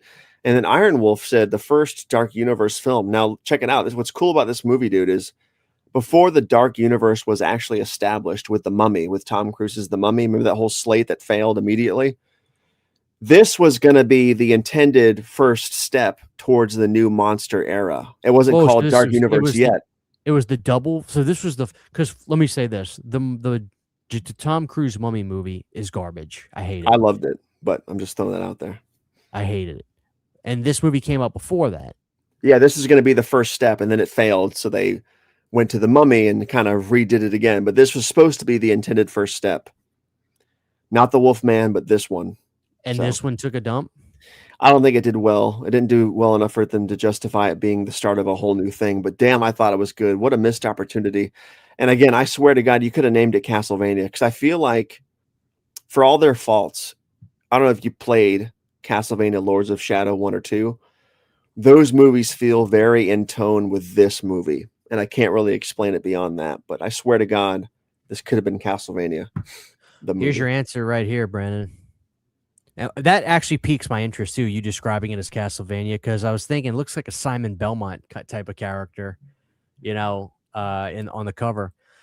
Dracula Untold was a modest box office success, earning approximately $217 million against a $70 million budget. Which at first you're probably like, well, why would this be a failure? Well, read this. With most of its earnings coming from international markets, it only earned 56 in America. Yep. And 160 internationally. So that just goes to show you that the rest of the world was not dumb like me, right? Like people, I just don't think it was the right time at that point. I don't know. And I feel like it was the era of that guy too, the main character. What's his name? His name's Lucas Black, I think. Is that his name? Actor? Yeah, that guy right there. Is it Lucas Black? I don't know if you remember. Familiar, to be honest with you, though. In this era, like this 10-year span, they were really trying to make him happen as like an A++ actor, and he never really caught on because he's a good actor. But like they put him in this movie, he was in the Fast and the Furious movie. I think it was Furious 6 or something as the main bad guy. He was in the Hobbit movies. They put him in all kinds of stuff. This guy, and I feel like he never sort of took off in the way that Hollywood wanted him to. Which is a shame because he's a pretty good actor. Like I think he deserved to go farther than he did. Luke Evans, that's his name, not Lucas Black. Do me a favor. Just give me the plot points again on this movie. I want to make sure I follow you on this because I think I'm interested in this now. You didn't sell me on it at first, but the more you talk about it, the more I'm like, I look like, for instance, this looks like Castlevania, just this image. Yeah. Okay, go ahead. So basically, he is playing Dracula, pre-supernatural Dracula. He's like the red dragon armor battle Dracula. He's trying to save his people from an oncoming war. And he basically feels like the only way to save his people, he hates the stigma of being known as the guy who impales people. I'm pretty sure that's how it went down. And basically learns that his entire race is going to be slaughtered unless he gets supernatural help from a vampire who lives in like a high tower. And I forgot how it plays out exactly, but basically he goes and invades the cavern of this like Nosferatu Orlok style fucking ancient vampire who's played Brandon, by I gotta stop you for a second. I just want to make sure I'm understanding you. You're making it almost sound like, in a way, Dracula himself is going to another Transylvania to meet a bigger Dracula. Is that kind of what you're saying? It is sort of. It's not another Transylvania. It's just like an ancient vampire who's like nobody believes he exists, but he's there. And it's basically Orlok. And the fucking Orlok, this isn't a spoiler. The Orlok vampire is played by damn it, what is his name? The guy from Alien 3, he plays in Game of Thrones. Not Peter West. What the hell is his name? He was like the main. He's an amazing actor. Is it Charles Dance? Charles Guest, isn't it? Charles. No, I think it's Charles Dance. No, I think you're right. I think you're right, actually. Yeah, look up Charles Dance, Dracula Untold, dude. You're gonna be like, holy shit. Well, I don't want to see it. I want to wait till I see. Oh yeah. Anyways, basically, and then he gets the gift of being Dracula, and basically rains hell down on people. His people turn against him, and then it goes from there.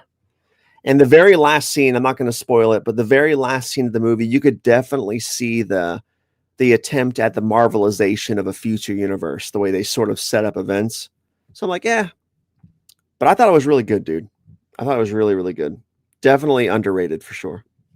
Damn, dude, this is such a good list. I haven't been upset about anything you've said so far. Now I'm sold. Like, I want to watch this now. So it's crazy to think that this was a big hit overseas, and in America it just did okay, you know.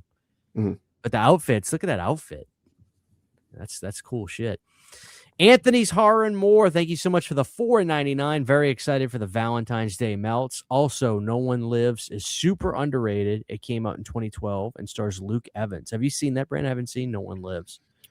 I don't think so. No. I'll have to look that one up. And thank you so much, Anthony. The Valentine's melts are coming out so good. The actual Valentine movie melt is the best art Sydney's ever done.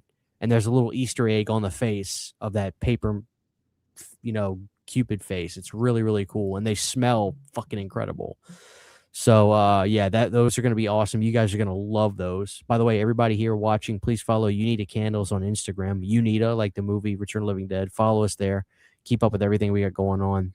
We got Valentine's melts dropping soon, and they are going to be fucking incredible. Better than anything you could buy at the store. Thank you so much, Anthony. God bless you, my friend. All right, Brandon. See this, look, that picture of him in the armor tells me I'll never watch that. You see, Brandon, that was my initial thought about the movie. But the more you talk to me about it, the more I was sold on it. You know? Yeah. All right, Brandon, let's move on to your number 2. Number 1. Number 1. Okay. I know you said it's not in any kind of order, but I think you probably put your number 1 there. No, I didn't. I'd actually put the higher ones up near the top, I guess, if I'm being honest. But this one, I think, is going to be the very divisive choice. That's why I left it towards the end. I told you there was a musical on this list.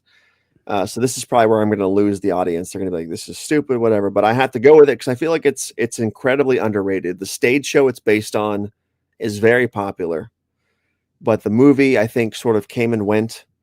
It was the first movie to introduce us to the guy who plays Vecna in Stranger Things, curious enough. It's an incredibly violent movie, very bloody, very gory, very well shot. Lots of use of CGI, but lots of use of practical effects. The cast is second to none. The singing is surprisingly good. It's called Sweeney Todd, the Demon Barber of Fleet Street, starring Johnny Depp. Was it Helena Bonham Carter, Alan Rickman, and the list goes on and on and on. It's a great full cast, great story.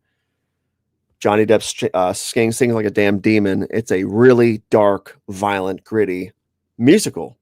If you can get past the musical stuff, it's amazing how horror this movie is.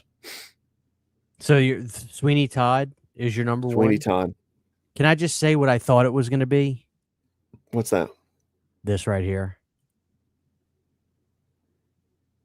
I've never seen Repo.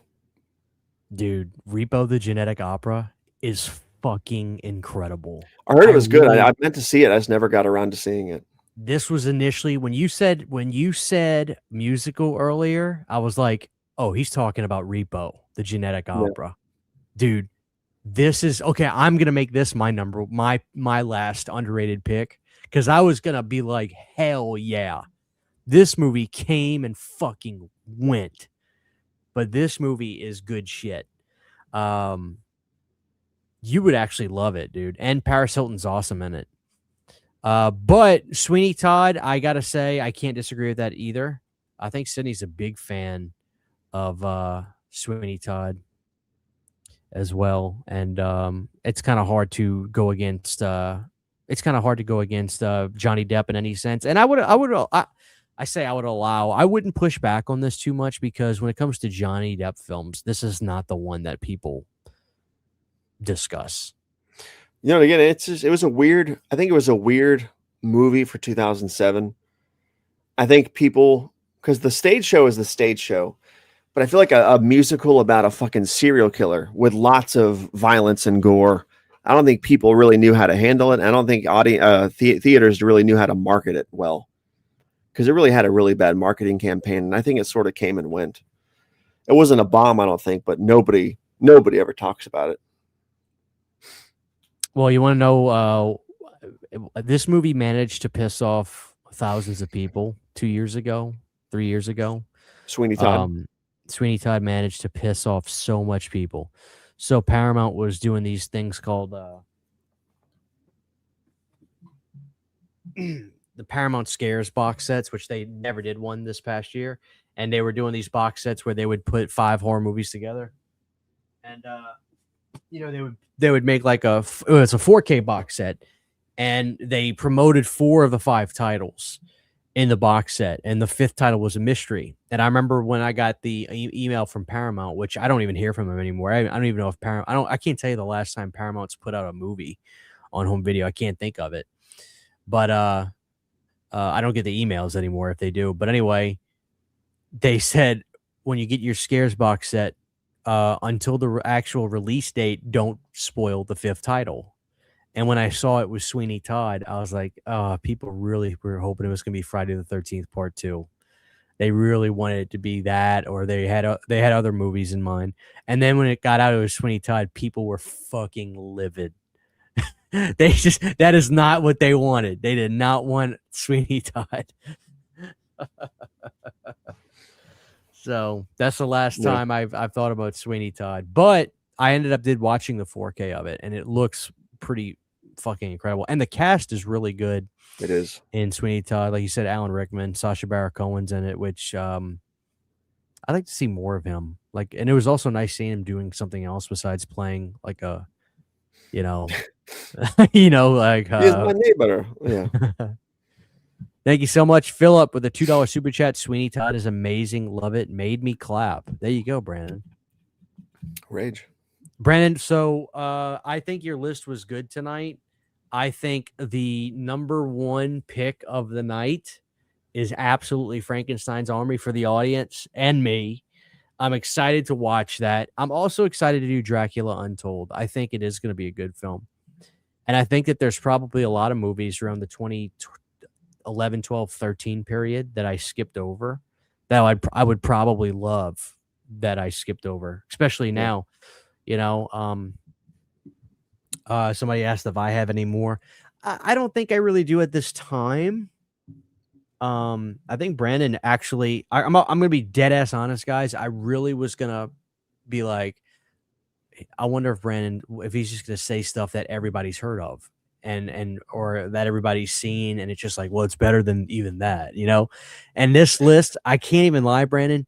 This was probably the best underrated list I've ever seen, because you genuinely got me excited to go watch stuff that it's great because I remember these things coming out, and I remember me not giving them time of day, but now I've matured. My tastes have changed. I have a nostalgia for that time period now, which is crazy to think about, but now I'm excited to go back and see these movies. So dude, I booked a first class ticket to Frankenstein's Army. First class ticket. There you go. What were you going to say? I wasn't going to say anything. Oh, you had your hand up like you're about to drop some knowledge. I think, Brandon, we do have to do. Did we get to 165 likes? Let me know. We had to have. You know what, Brandon? People in the chat were actually saying this. Blair Witch 2. Oh yeah. I didn't want to say it here because I've talked about it so much on the channel. I think Blair Witch 2, obviously it's not better than the first, but I think Blair Witch 2 is the epitome of the word underrated, because I feel like that movie came and went. The few people who saw it probably didn't like it.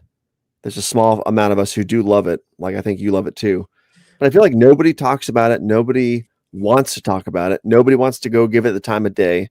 It's criminal, because I feel like the people we tell about it, they're like, well, I'm not going to go see that movie, but it's so fucking good, dude. And so cerebral. I think that Blair Witch 2 is the equivalent of like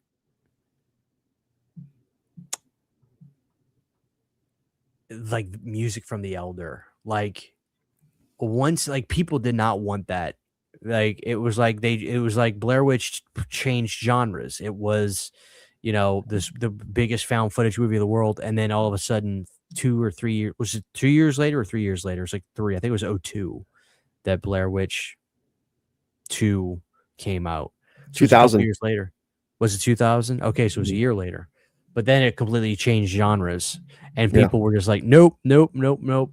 I think it's aged pretty well, and it has one of the best DVD releases ever. I implore everybody to get the DVD release because you can literally swap it on the other side and play the soundtrack in your Fucking car. dude. You know, so that's a really cool Dude, touch.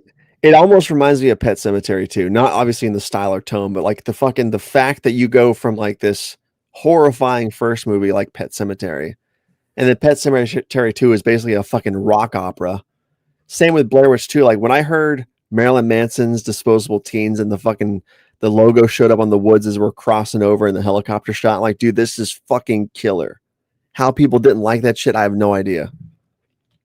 Like that was hot. That was the hot topic movie, like 3 years too early, I think.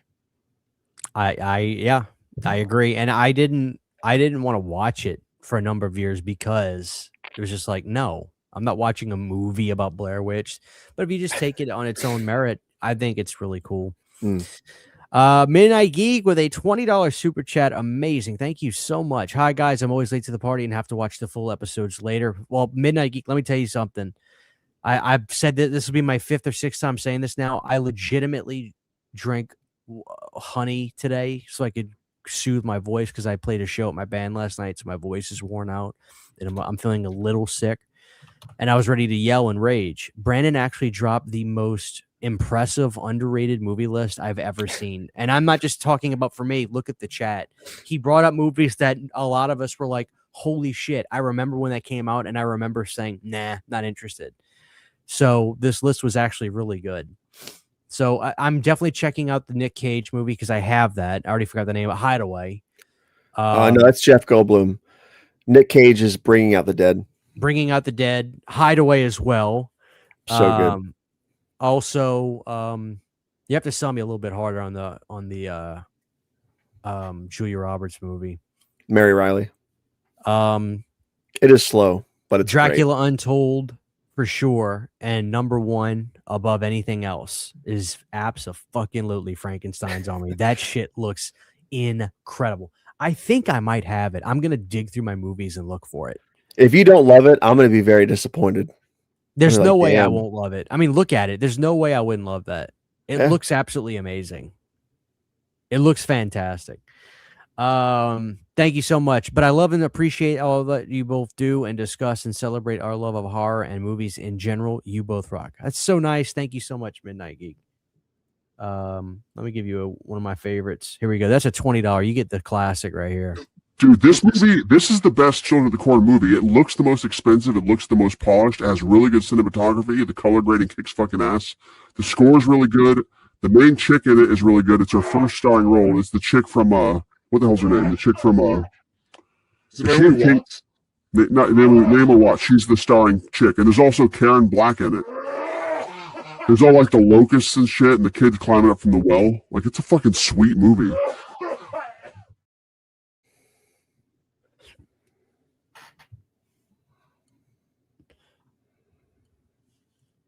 All right, Brandon. We have to deliver for the audience.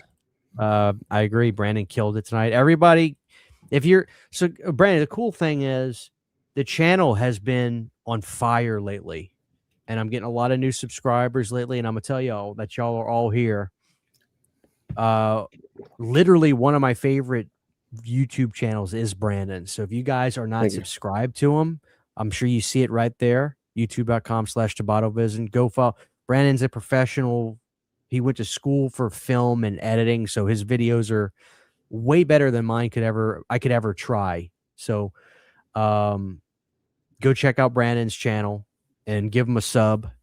He has a couple channels. But I can't ask him to sub to all of them, Brandon. I think one tonight is fair. But we'll start with one. And Brandon, drop your link in the chat if you want to. That way people can have it saved there and if they come back. But yeah, guys, just Tabato Vision.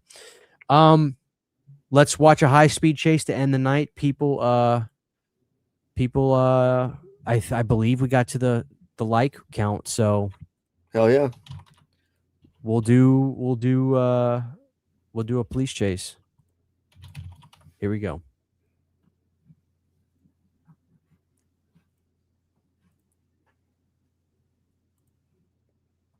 All right, you ready, Brandon? Let's see what we got. I'm ready. Right. Start EMS. You hear it? Damn, yeah.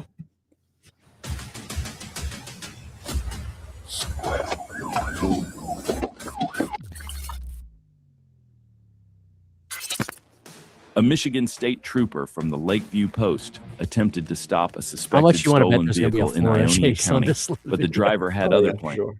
Instead of pulling over, he floored it, sparking a multi-county pursuit.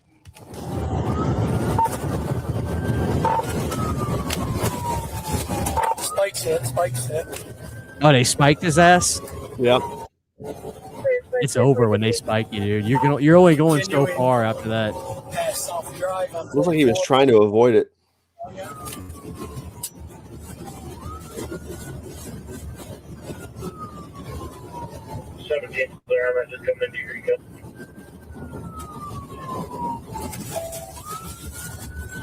He's losing it, Brandon. He's gonna flip. Oh, they're trying to get him again. Oh my God, Brandon! Did you see, did you see the cop bust? Hold on, Brandon. Yeah. Watch again. Did you see the cop bust his ass? Watch this. I Watch did. the cop. Yep. Failed. He's got flat front. Pull your vehicle over.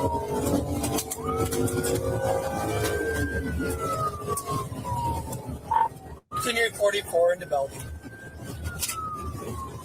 44 in the building. Remember that Front one driver's chase you watched where the cop was pissed? He had to throw his cigar out that he just started smoking. For your front driver's side flash, 315.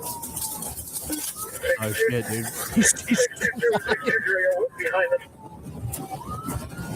I'm surprised he's still going.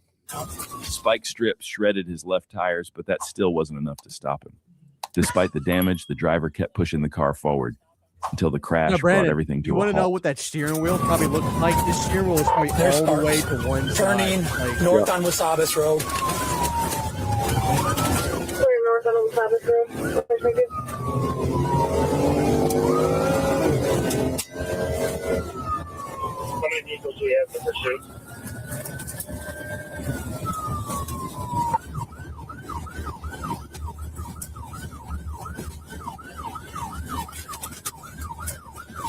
where's he going? Central, turning east on Wilkins. Oh, he kicked up a ton of rocks on him. Clear east on Elkins, 2026. On paved road. No traffic. Speed is about 60. Incline. This is where you got to do the pit maneuver on his ass. Yeah.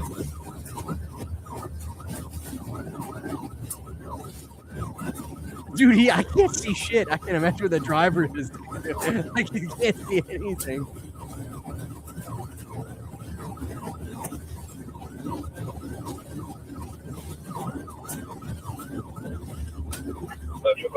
He's still going, dude. This guy ain't giving up.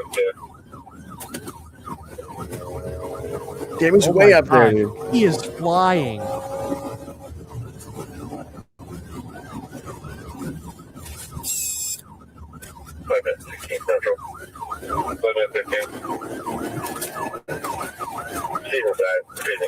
Dude, he had to have crashed right there at that turn. He had to. Central 36. The chase ended in disaster at the curve near Elkins and Connolly. I was just say he had The to. driver crash. lost control, veered off the road, slammed into several trees, and was thrown from the vehicle. Emergency crews arrived within minutes. The suspect was critically injured and had to be airlifted to a hospital. The trooper was unharmed, dude, and crash Brandon, he's scene under a investigations were tree. handed over to the Grand Rapids Post. A suspect in a stolen car led Arkansas State Police on a reckless chase, pushing 120 miles per hour before making a Arkansas. deadly mistake. The chase kicks off on the highway, with Arkansas State Police trailing a stolen vehicle. The suspect, no stranger to trouble, he was F arrested around for and sex find out. trafficking back in You're right. 2019. And now he's back on the run, flooring it past traffic like he's got nothing to lose. Bring it back. I love the narrator. Coming up on Cedar now, speed 108, light speed traffic. ASC en route.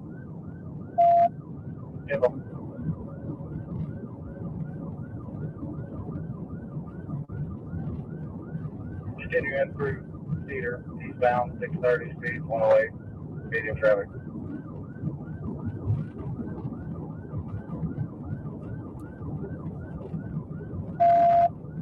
Beautiful day.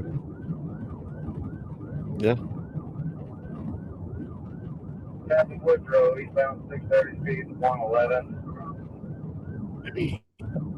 Possibly just threw out a gun, eastbound, 630, at Woodrow, to get somebody there to try to recover. Oh, he threw out the weapon. I believe it's going to be the westbound, 630 now. Picked a great name, but your voice doesn't quite match. I don't have it. premium mode, sorry. Voice mod gives you over 100. We're coming up to battery now. Probably like right at 100 for me. Brandon? I don't know. I guess 100 or less. I'm not really sure. I used to have an old cop car, Crown Vic, and that thing fucking hauled ass. But I can't say I've broken 100. Not really sure. I'd be too afraid to, I think. I don't see the Crown Vic police cars anymore. You ever notice that? Like, it's mostly like SUVs. it's mostly SUVs. Yeah. Like Ford Explorers. Yep.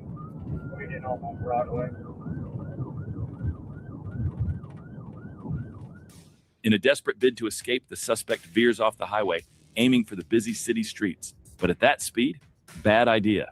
It's a scene straight out of a nightmare. The suspect was half hanging out of the wrecked Oh car, my stuck in God. the windshield, alive but barely moving. The power of adrenaline and survival instinct is truly insane. That is terrible. He survived for 2 hours after the crash, then passed away at the hospital. May 29th, around 6 p.m. I will do Troopers one more, spotted yo. a red GMC Envoy talk. cruising way too fast on If the light I-75 in ratios, Butler like, County. keep They hit the going lights, forward, we'll have expecting her to little, pull over, prize but videos. 31-year-old Jennifer Wilson didn't even react. Pick No brake on what I lights, watch. no slowing down, just, kept driving like they weren't even there.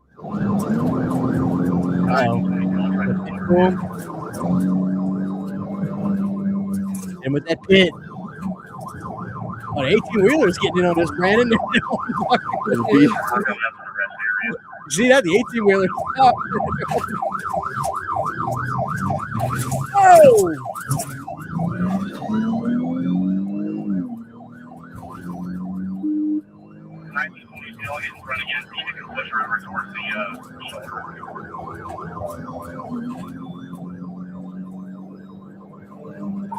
Light traffic.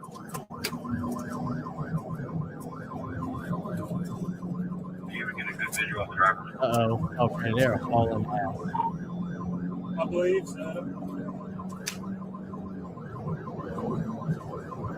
She made eye contact with us.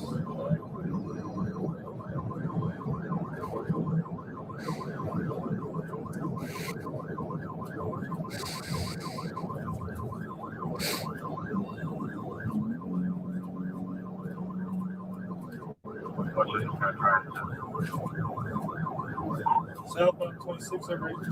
It's full of silver vehicles.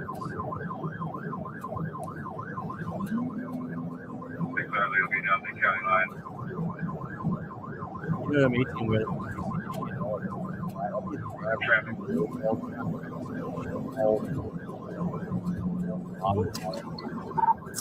Oh, God, Brandon! Oh! Oh.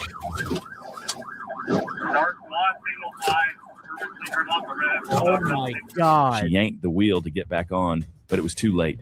The SUV rolled multiple times and slammed into the median. Before troopers got there, a passing nurse pulled over and jumped in to help. Wilson was still breathing, shaken up, but somehow only minor injuries.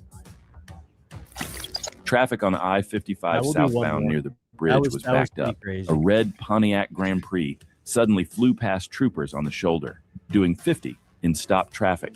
When the blue lights came on, it pulled over. But what started as a traffic stop would turn deadly within minutes. Trooper Robert State Police, I stopped you for passing on the shoulder, my man. You got your driver's license? I don't have the license. I was taking her to the hospital. She was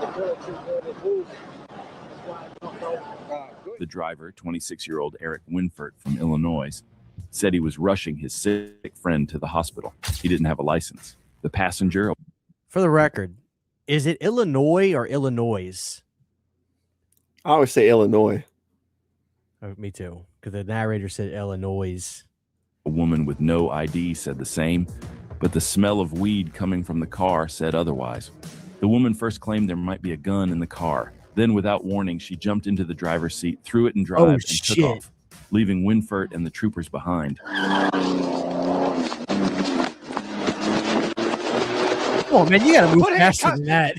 That was like It's all I run in dreams, dude. This boy. What about the guy? Where'd you go, Brandon? Female jumped in the car on me and took off. He was out of the car, right? He was. Almost to the bridge.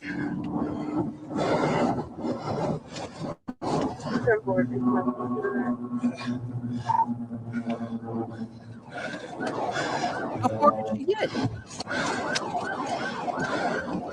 Well, see, she stopped in traffic. She may have wrecked. She did. She wrecked out. Farsi. It's normally 1016. Oh God! She under it? The Pontiac had slammed into a box truck and was torn in half. The driver, later identified as 25-year-old Brittany Johns, was found in.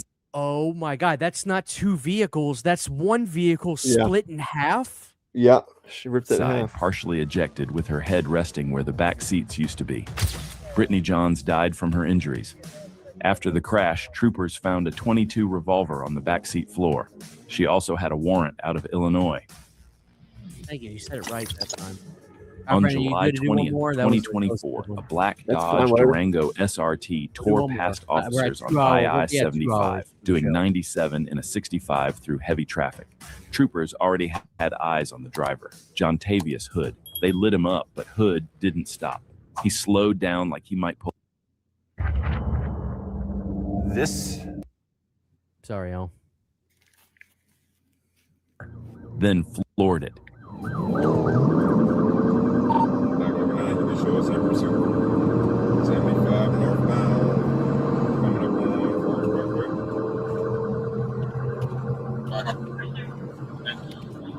Why don't you make notifications to 106 traffic light? 25 north to Forest Parkway.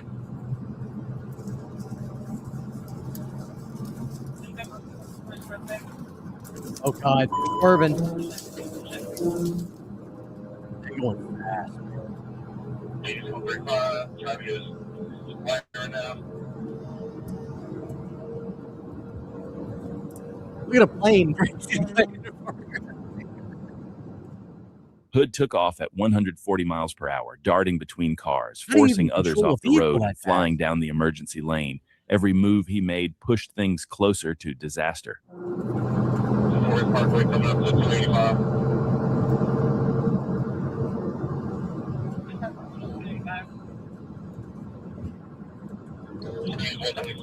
Oh my God! Look at this swerve. 9, if you take them off the road, go ahead. Oh, this guy. No, 285. Oh, don't crook! You gonna pit him?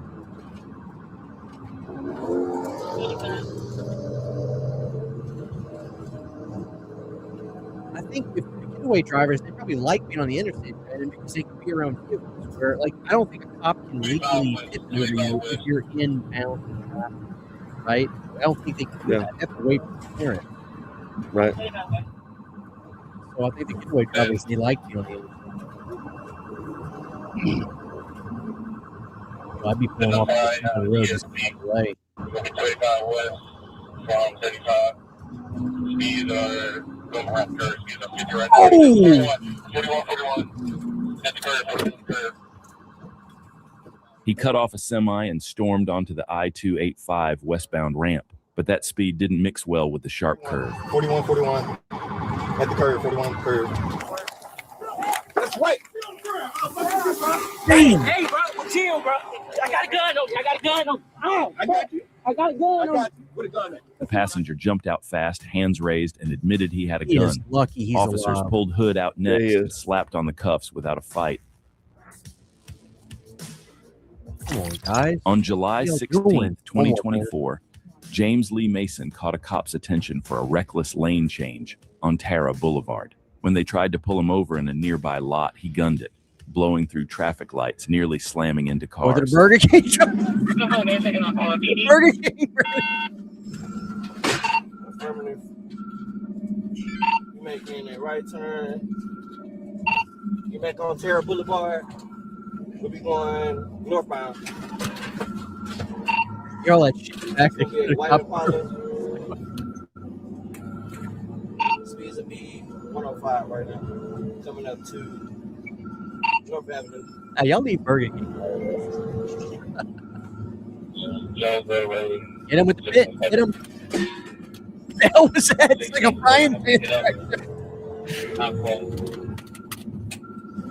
You want a Whopper now, Brandon? Oh yeah, I can tear up a Whopper right now.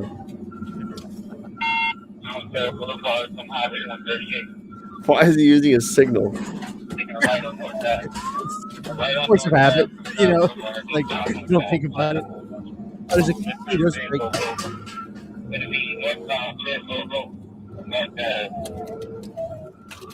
I'm about to put your car in the ditch. You better pull over.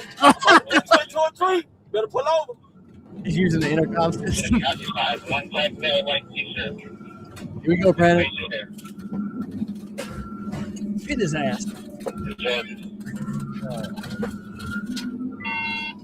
After cutting down Dixie Drive, Mason ran into a dead end. Instead of stopping, he barreled down a hill onto Highway 138, still refusing to give up.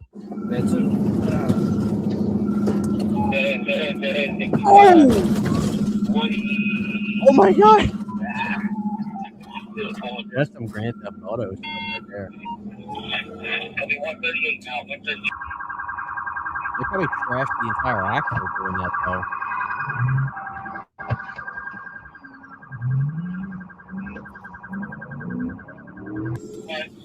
Tire damage has exploded drive. Eastbound 138. Oh, Brandon.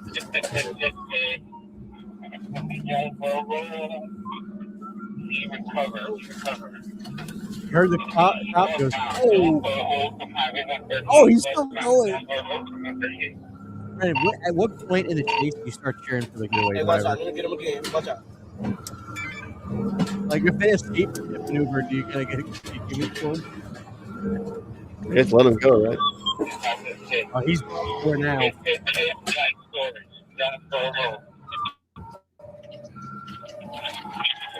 That was ugly. I bet you that was the worst wreck yet. Oh, the life storage sign got The tracked. second PIT was the game ender. The car slammed into a fence and brick sign at life storage and finally came to a stop. Mason was arrested on the spot. Yeah. He actually lucked out. Get on the ground. I ain't got nothing. I ain't got nothing. I don't have nothing. It was just after 1 a.m. when a Florida trooper spotted a Toyota Supra tearing across the Gandy Bridge at 93 miles per hour. Built for speed, the Supra is a street racer's dream, but that night it wasn't outrunning anyone. It was heading straight for a crash, a fire, and a pair of handcuffs.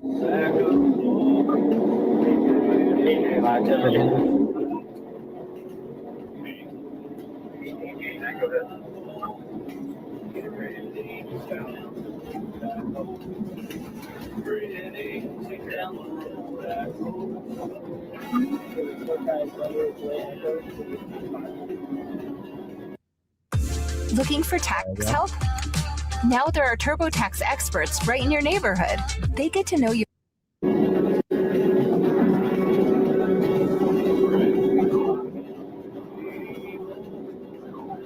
Dude, imagine like going off that bridge.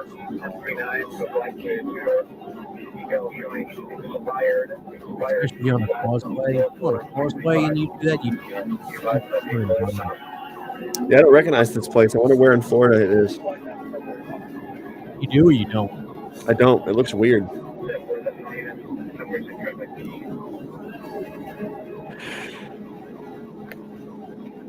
Oh, don't pip it over here. Don't do it. Don't do the pip maneuver. Oh, he did it. Oh shit! He killed him, Brendan. He's dead. At the far end of the bridge, the trooper moved in and hit him with a PIT. I The took out a Supra slate. spun out, slid onto the shoulder, and slammed into a light pole. Seconds later, the car caught fire. Flames lit up the night as the trooper moved in and got both the driver and passenger out before things got worse. The driver, 31-year-old Brandon Ramnarine of Tampa, was taken into custody. He and his 32-year-old passenger were both hospitalized with non-life-threatening injuries. Lucky. Thursday evening in Chicago, police got a call about a man with a gun, someone already wanted for aggravated battery. That suspect was 50-year-old Joseph Navarro, and within minutes, officers had eyes on him.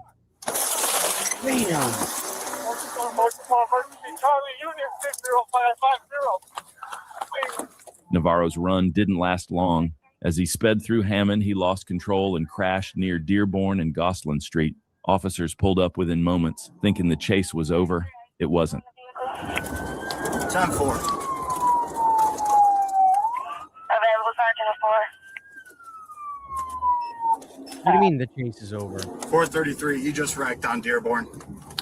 As officers approached the wreck, Navarro opened fire. A shootout broke out right there at the crash scene. Officers returned fire and struck him multiple times before the gunfire stopped. All right, well, let me get out of that. I can't show that on screen. Damn, man. Well, I hope you guys enjoyed that. A little bonus tonight. Maybe next time, if we get the like ratio, same spot, we'll do a couple scary ring camera videos or scary woods encounters. Or an Urbex Hill special. We got to do an Urbex Hill special. But the next episode we've already decided is Grave Encounters with Brandon Tabbato. So I'm looking forward to that, man. Brandon, what's your final thoughts? Watch Hideway. That's it. Over Frankenstein's Army? Watch them all. Take notes. There you go. There you have it, guys. I do hope you guys enjoyed tonight's Planet Dirty. This is our second Planet Dirty of the year, I think, or is it the first? First. Well, we started off good, man. We're gonna bring a nice drink in. We're gonna bring a nice drink in next time. So I'm looking forward to that. Guys, be sure to make sure you're checking out Brandon's channel as well. I hope everybody had a great time tonight. It seems like everybody really did. We had a great audience tonight. It was standing room only all night. They love the lists, that's for sure. So, and I really thought you were gonna have New Year's Evil on the list, considering you got the mask right there in the middle. So you had me swerve there. Yep. You know. But thank you guys for hanging out tonight. We hope you have a great Sunday tomorrow. Everybody be safe, stay warm. It's getting cold as ice by me. I know Brandon doesn't experience winter, but maybe he does. I don't know. It was cold as shit 2 days ago. Yeah, it's cold here, man. The heater's staying on. The heater will not shut off. It just can't keep up. Cannot keep up with the weather. So God bless you guys. Thanks for all the super chats tonight. And we'll holler at y'all soon. Take care. Good night, guys.